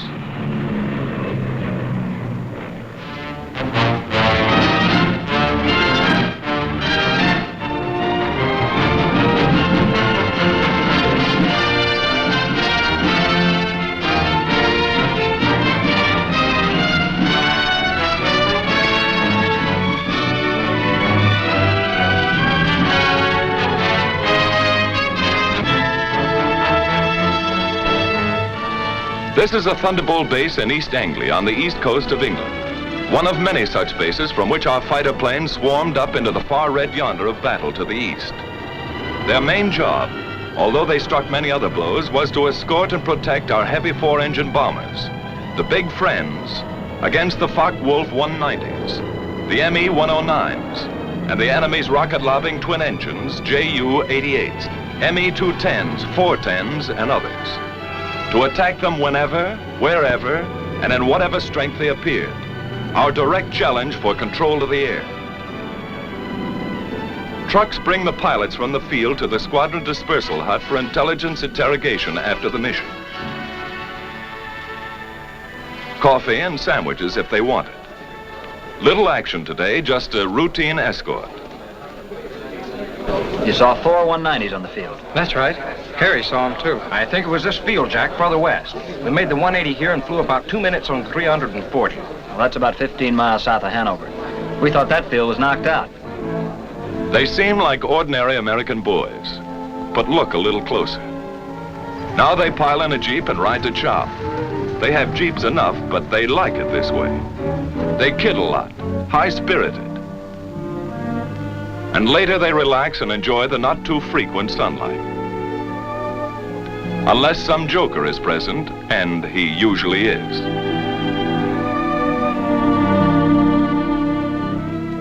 They keep pretty fit, ready to stand anything up to 7 hours in a single-seater in substratosphere, alert every second. And they keep their eye in. This fellow has 22 destroyed. Well, he may have if he keeps at it. And they won't be clay pigeons.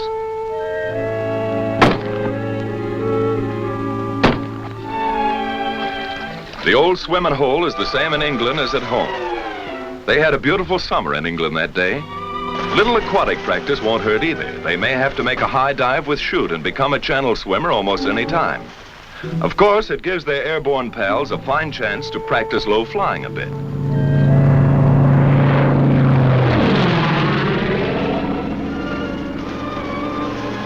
The swimmers take no chances on this buzz job. Maybe they're learning not to get behind the 8 ball here.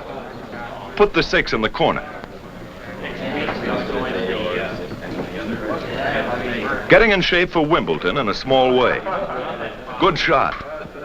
Keep your eye on the little white ball, Eddie. Keeping up with their crooning, naturally. May need that in the good old by and by. Everybody's favorite newspaper in this town. What goes on in New Guinea, China, and Luzon? What's happening at home? Best of all is their comradeship. Fellows who are trusting one another with their lives in this teamwork war learn to be friends. Somewhere else in England, and another day, from deep sweeps into enemy territory, a weather reconnaissance plane flies in. Its reports are cross-checked with many others, writing the destiny of today or tomorrow in atmospheric pressure lines. Fair in this theater means not impossible, and weather is almost enemy number 1. At 8th Air Force, General Doolittle discusses fighter protection. The 8th Fighter Command will give fighter cover, 2 targets, and back from the targets. It's desirable that we peel off as many fighters as possible to come down east of the Ruhr and straight ground targets. How many do you want to peel off? Well, General, we're spreading over a pretty wide area there. I'd recommend very seriously that we hold all strafing to a minimum. All right. Go ahead and send that over to the 8th Fighter Command. Yes, sir. The bomber plan, timing, altitudes, forces, course, and targets have reached the combat operations room at Headquarters 8th Fighter Command. Major General Kepner commanding. Now the General and his Chief of Staff, Brigadier General Griswold, come in to inspect and discuss the plan of escort. Colonel Burns, operations, determines what group shall fly. Colonel James decides their disposition. Colonel Callahan, intelligence, estimates where and when the enemy will intercept. It's an intricate scientific plan, based upon information from many sources, and upon the route and location of the target. Then a field order goes out to the fighter wings, and through them to the fighter groups and squadrons which they control. This command supports 1st and 2nd Bomber Forces. 62nd Group P-47s will escort heavy bombers over enemy coast through target to limit of endurance. All observations will be reported over RT. The field order is received at the fighter base by the duty officer in group operations. He checks the field order for the group rendezvous time with the bombers. He calls maintenance, armament, and others. And in the still dark hours of the morning, a squadron intelligence officer shakes the pilots out of their deep sleep. Briefing at 6:30.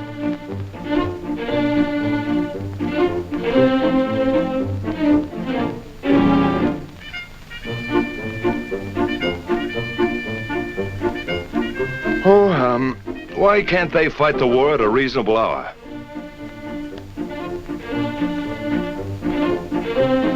Wake up over there if you want any breakfast. There's a show on. Crews, meantime, are warming and priming the aircraft. The crews are a vital part of this show. Tune their kites to fighting pitch.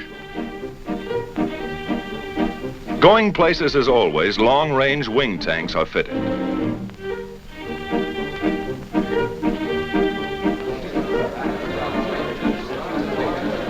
Now briefing and everybody present. The colonel comes in. These fellows are veterans of many missions, so he gives them the essentials without ceremony. Okay, boys, today we're going to escort 10 boxes of bombers, 36 ships to each wing. We're on the front end of the 1st Task Force, picking them up in the Mannheim area, around the target, about 20 miles east of Mannheim, at which time we will proceed up to the aerodromes north of Frankfurt, where we will straight. Now today, I want to use the same system we used the other day. That is, dividing the field up into sections, one squadron only on the field at one time. When the ammunition is expended from that squadron, you'll move up and let the other top cover squadron come down and straight. Okay, boys, we'll start engines at 8:50, take off 8:58 to 9:06, rendezvous with the big friends 11:04, escort until 11:24, strafe until 12:16. The pilots make notes on the back or palm of their left hands. No chance of losing that little memo in a moment of excitement, or not much chance. Okay, any more questions? Intelligence? Intelligence takes over. Gentlemen, you may expect considerable enemy opposition today.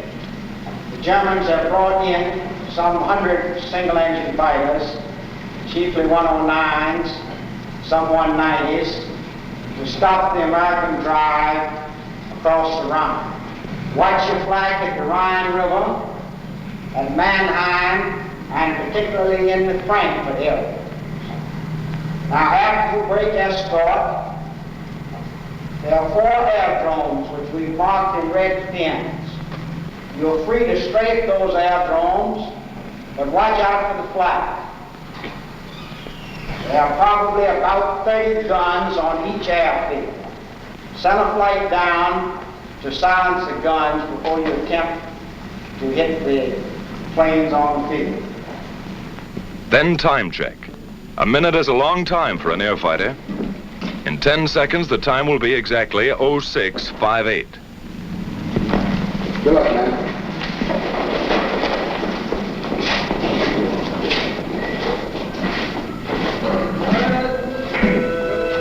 Surprised? These fellows know what's at stake.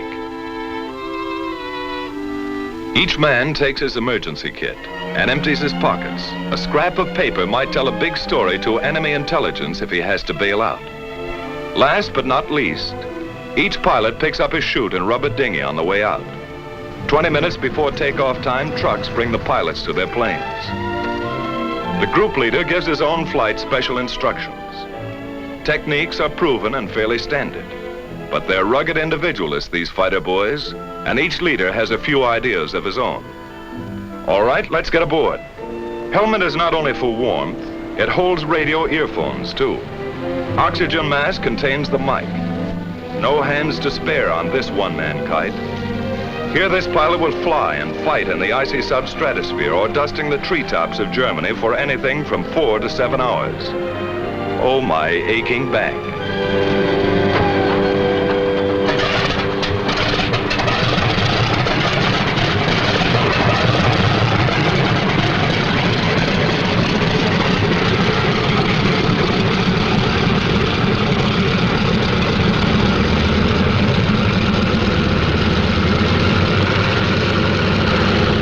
All clear? Let's go. Take off by twos on the quarter minute. Element leader and his wingman. Expert takeoffs and landings are a point of pride with every squadron.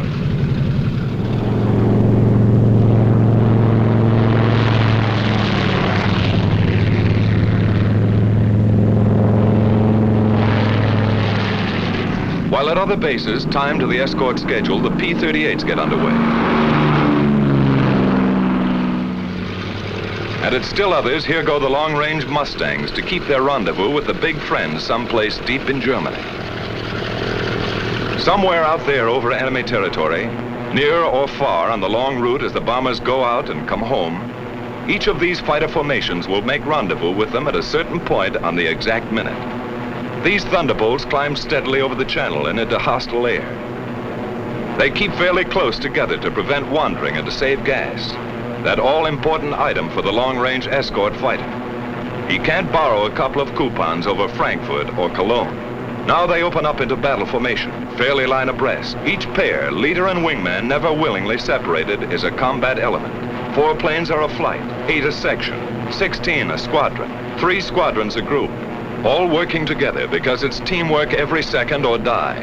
Just as simple as that. Close to rendezvous now, and in the distance are the bombers. Advanced formations of the perhaps 100-mile-long Armada. The Thunderbolts maneuver for their escort position. Each pilot searches the sky constantly, watching for the main enemy attack which may come near the coast or deep in Germany, or a hit-and-run sneak attack by the enemy's aerial snipers. Red leader to outpost. Bogies at 10 o'clock level. Outpost to red leader. Your bogies look like friendly Spitfires. But these black darts are not friendly. This is red leader. All right, men on the ball. This is it. 109's at 9 o'clock. Yellow leader to outpost. 1-5 Wolf coming in. Outpost to red leader. Can we get them?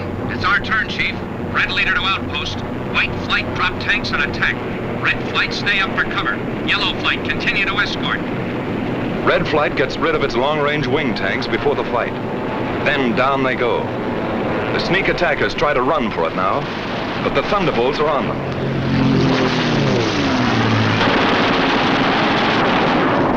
With the touch of the finger on the stick, a camera and 8 machine guns are put into action. Small cameras set on the wings make the record. Poor pictures due to gun vibration. But you see it when it happened, as the pilot saw it.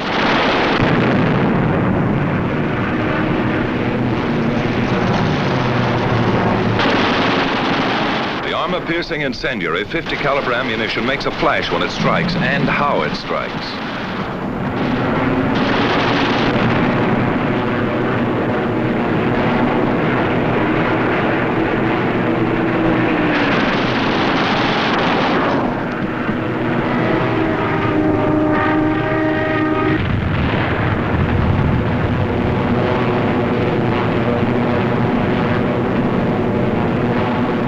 Bombers, ready with their own guns for anything that slips through, didn't need them this time.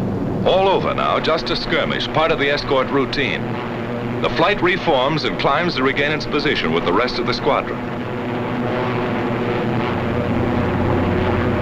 In the distance, coming in to relieve the Thunderbolts, is a group of Mustangs. This is red leader. Okay, men, it's time to break escort. Mustangs coming in at 8 o'clock. The Thunderbolts break escort. They head for home, watching for every possible strafing target on the way. The Mustangs, far in the distance, sweep the surrounding sky as they come in. Next to the belly or wing tank, which doubled the fighter range, the most important feature of long-range fighter escort was the relay system. Because of differences in bomber and fighter speeds and the need of much weaving, fighters used up their time and distance almost twice as fast as the bombers. Thus, the same group of fighters could remain with the bombers only 25 to 40 minutes out of a 6 or 8 hour mission, going and coming. And 1,000 fighters might be needed to keep anything from 40 to 100 on the job at all times. While the enemy could strike with 250 at any point he selected, our fighter groups had to relieve one another at rendezvous points all along the route, like this. Simple in diagram, but difficult in the limitless, often weather-blinded spaces of the enemy air. It took planning, leadership, and most of all, it took individual fighting skill and courage to match the enemy's tactical advantages. Forewarned an hour and a half by his radar as our bombers gained altitude over England, he had plenty of time to mass his fighters at his chosen point of attack and to outnumber our escort at anything from 2 to 1 to 10 to 1. This captured film shows how quickly the 109s and the Focke-Wulf 190s got into action. They were as grimly determined to stop these great daylight thrusts into their industrial heart as our bombers and fighters were resolved to press them home to the hilt.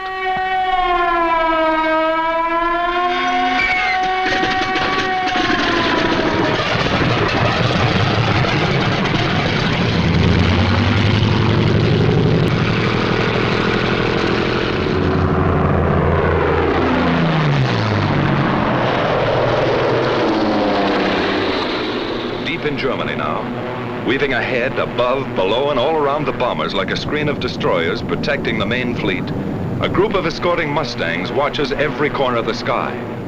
They don't have long to wait. Ceaseless training plus battle experience has taught them to recognize the enemy almost by instinct, where they are, how they act. First hostile aircraft is spotted. Blue leader here. Watch it, fellows. 109 to 10 o'clock. The enemy fighters are massing for an attack on the bombers while our pilots watch every move of their very tactics. Yellow leader to blue flight. Looks like they're trying to lead us away from the bombers. Green leader here. You're right. Here comes another at 9 o'clock. Blue leader here. Blue flight drop tanks. Yellow and green flight stay up for cover. The Mustangs drop wing tanks and plunge into the fight.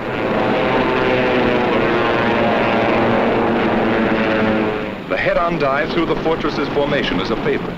So fast sometimes and so many, our fighters cannot head all of them off. The Huns make a sneak attack on our bombers from behind. Some of them get in close, as this captured enemy gun camera film shows, and hammer our bombers with their 20 millimeters. It's punishing, but they shall pay. The Mustangs are in the thick of it, and the battle ranges all over the sky as other formations join in.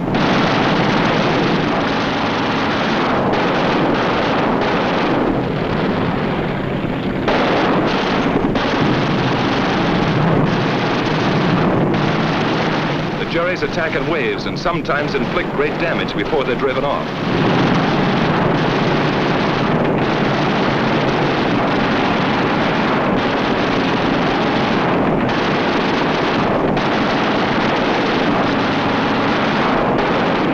A B-17 catches fire and goes down in flames.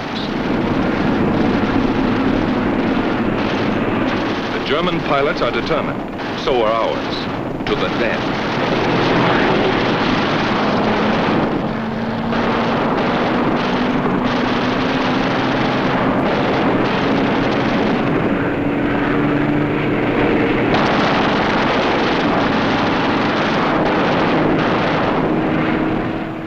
Tail shot off, but still going ahead. And still they come.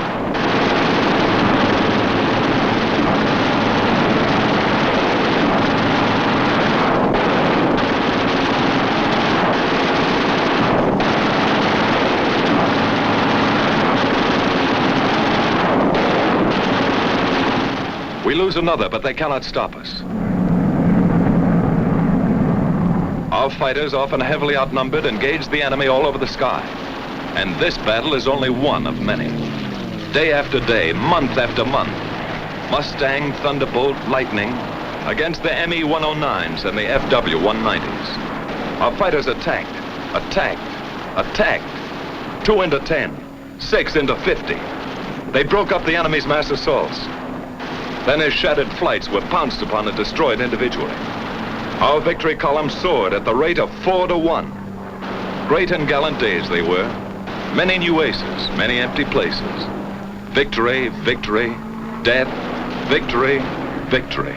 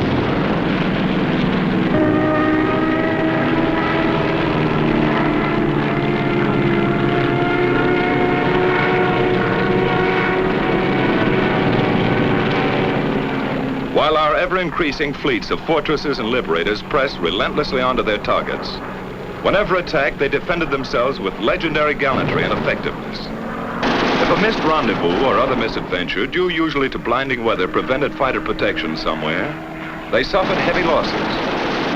But no American fighter ever failed them because of enemy odds, however great. Never was a mission turned back by enemy action.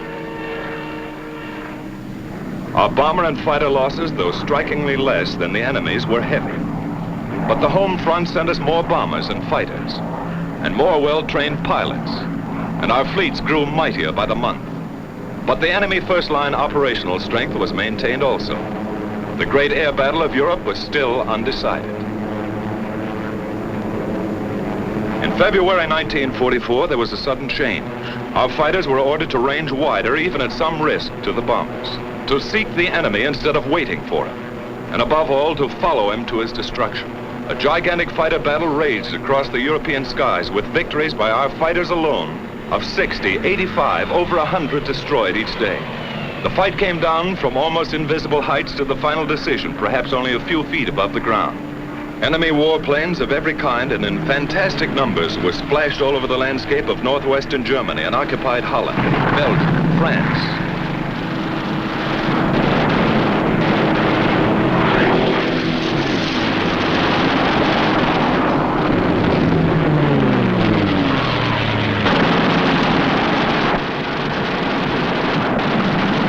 Watch this 190 hit the dust.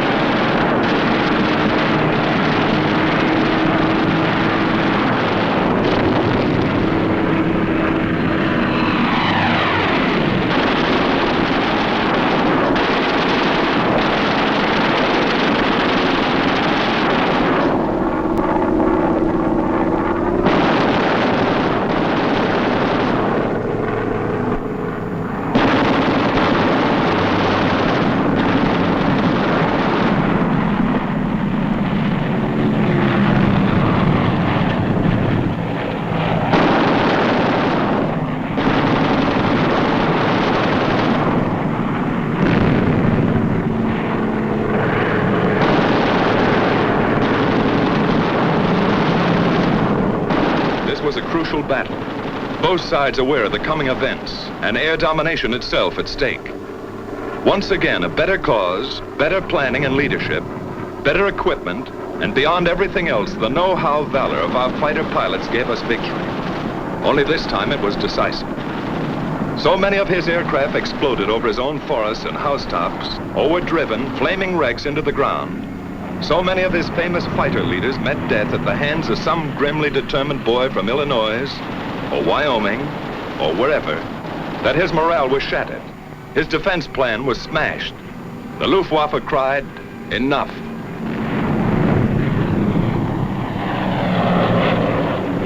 And the day arrived when a huge 8th Air Force bomber mission with full fighter escort was flown to Berlin and back in good weather without challenge by a single enemy fighter.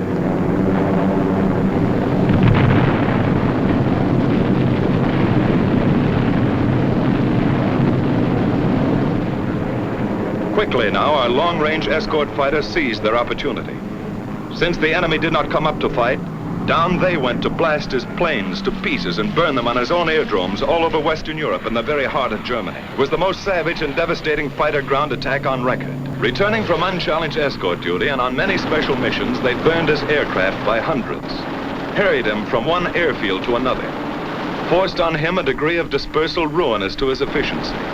His frequently intense light flak, sheets of machine gun fire from flak towers and ground installation caused losses, heavy ones. 4 times as many as the same number of fighters would sustain in aerial combat. These are the films of the victors, and they do not show the cost. But our fighters never flinched, and by their fine courage facing destruction in single-engine planes only a few feet above the ground, 500 miles from their bases, they smashed the heavily concentrated front-line operational strength of the German Air Force forever.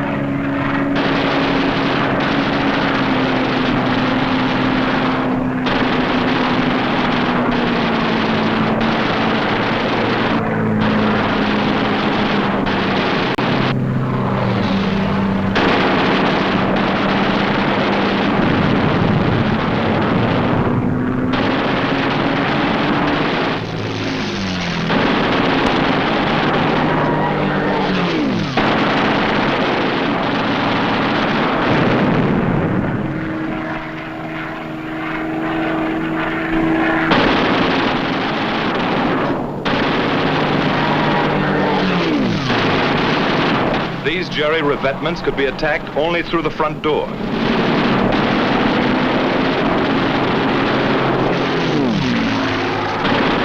These copied Allied Invasion Day stripes failed to deceive our pilots.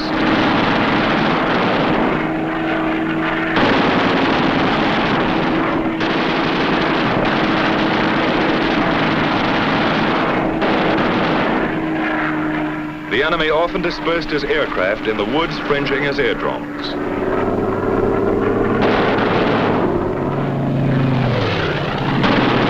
Always open season on this kind of sitting duck.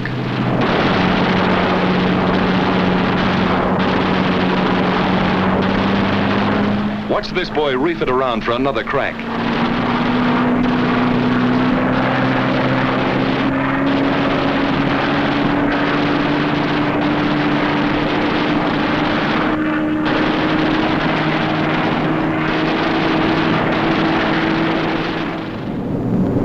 Steady, relentless bombing of Germany went on without ceasing. Against the enemy's occasional desperate efforts to intercept, we maintained fighter escort every step of the way.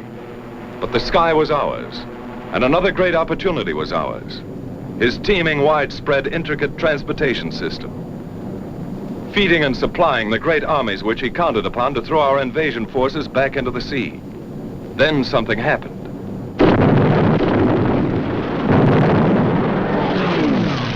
The enemy's roads and railroads were struck with a mighty force of air power. They were tense days, crucial days, and both sides knew it.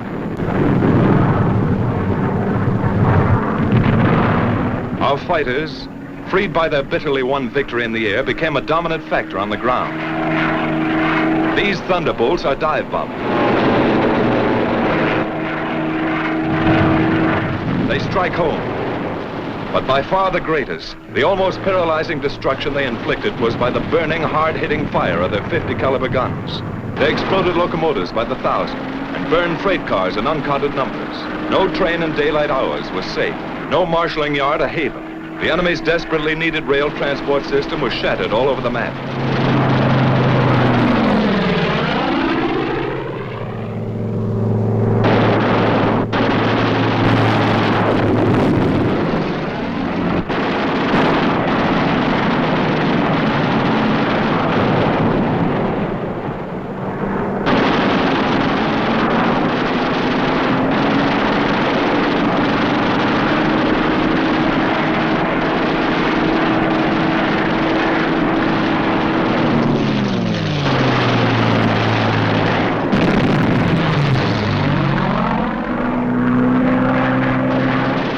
Tank goes up, one of many.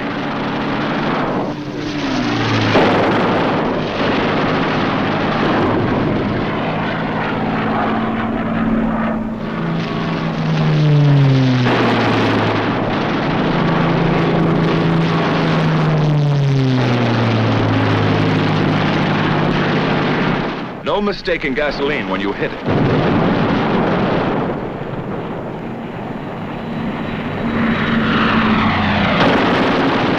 Target too small, even a single railroad car.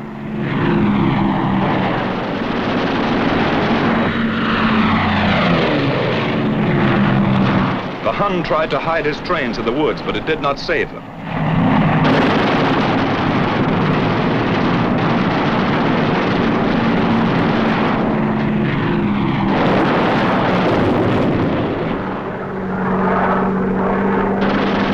His diversion of traffic to slow-moving barges was no escape. The hail of our fighter fire swept the canals.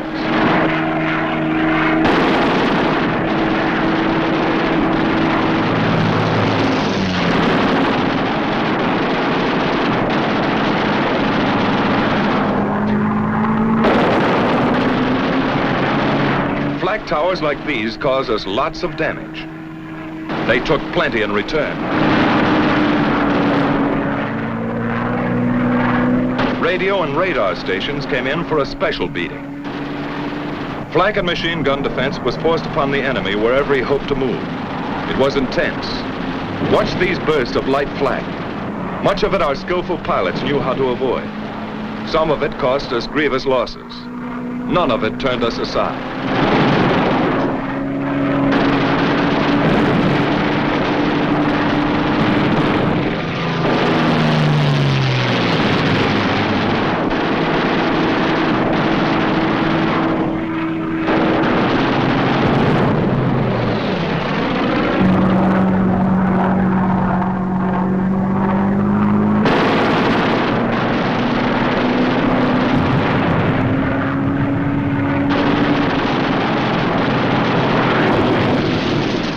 enemy ammunition tried to run the gauntlet in vain. Watch this staff car of a high German officer. Was it Rommel? Could be. At the same time came such a scourge of road traffic as never before known. The enemy could move his convoys effectively only at night, was delayed and destroyed wherever he turned the wheel. What did this mean to the German armies in the West? How did it count on Invasion Day and the Battle of Normandy? Here is the picture of the enemy's transportation system as he was able to take it into the crucial test. Yes, this is the report our fighter pilots send back to you. The great armadas of our bombers sailing unhindered through the enemy air. Our gallant armies driving ahead without having to keep one eye cocked over their shoulders. Their gun emplacements unobserved.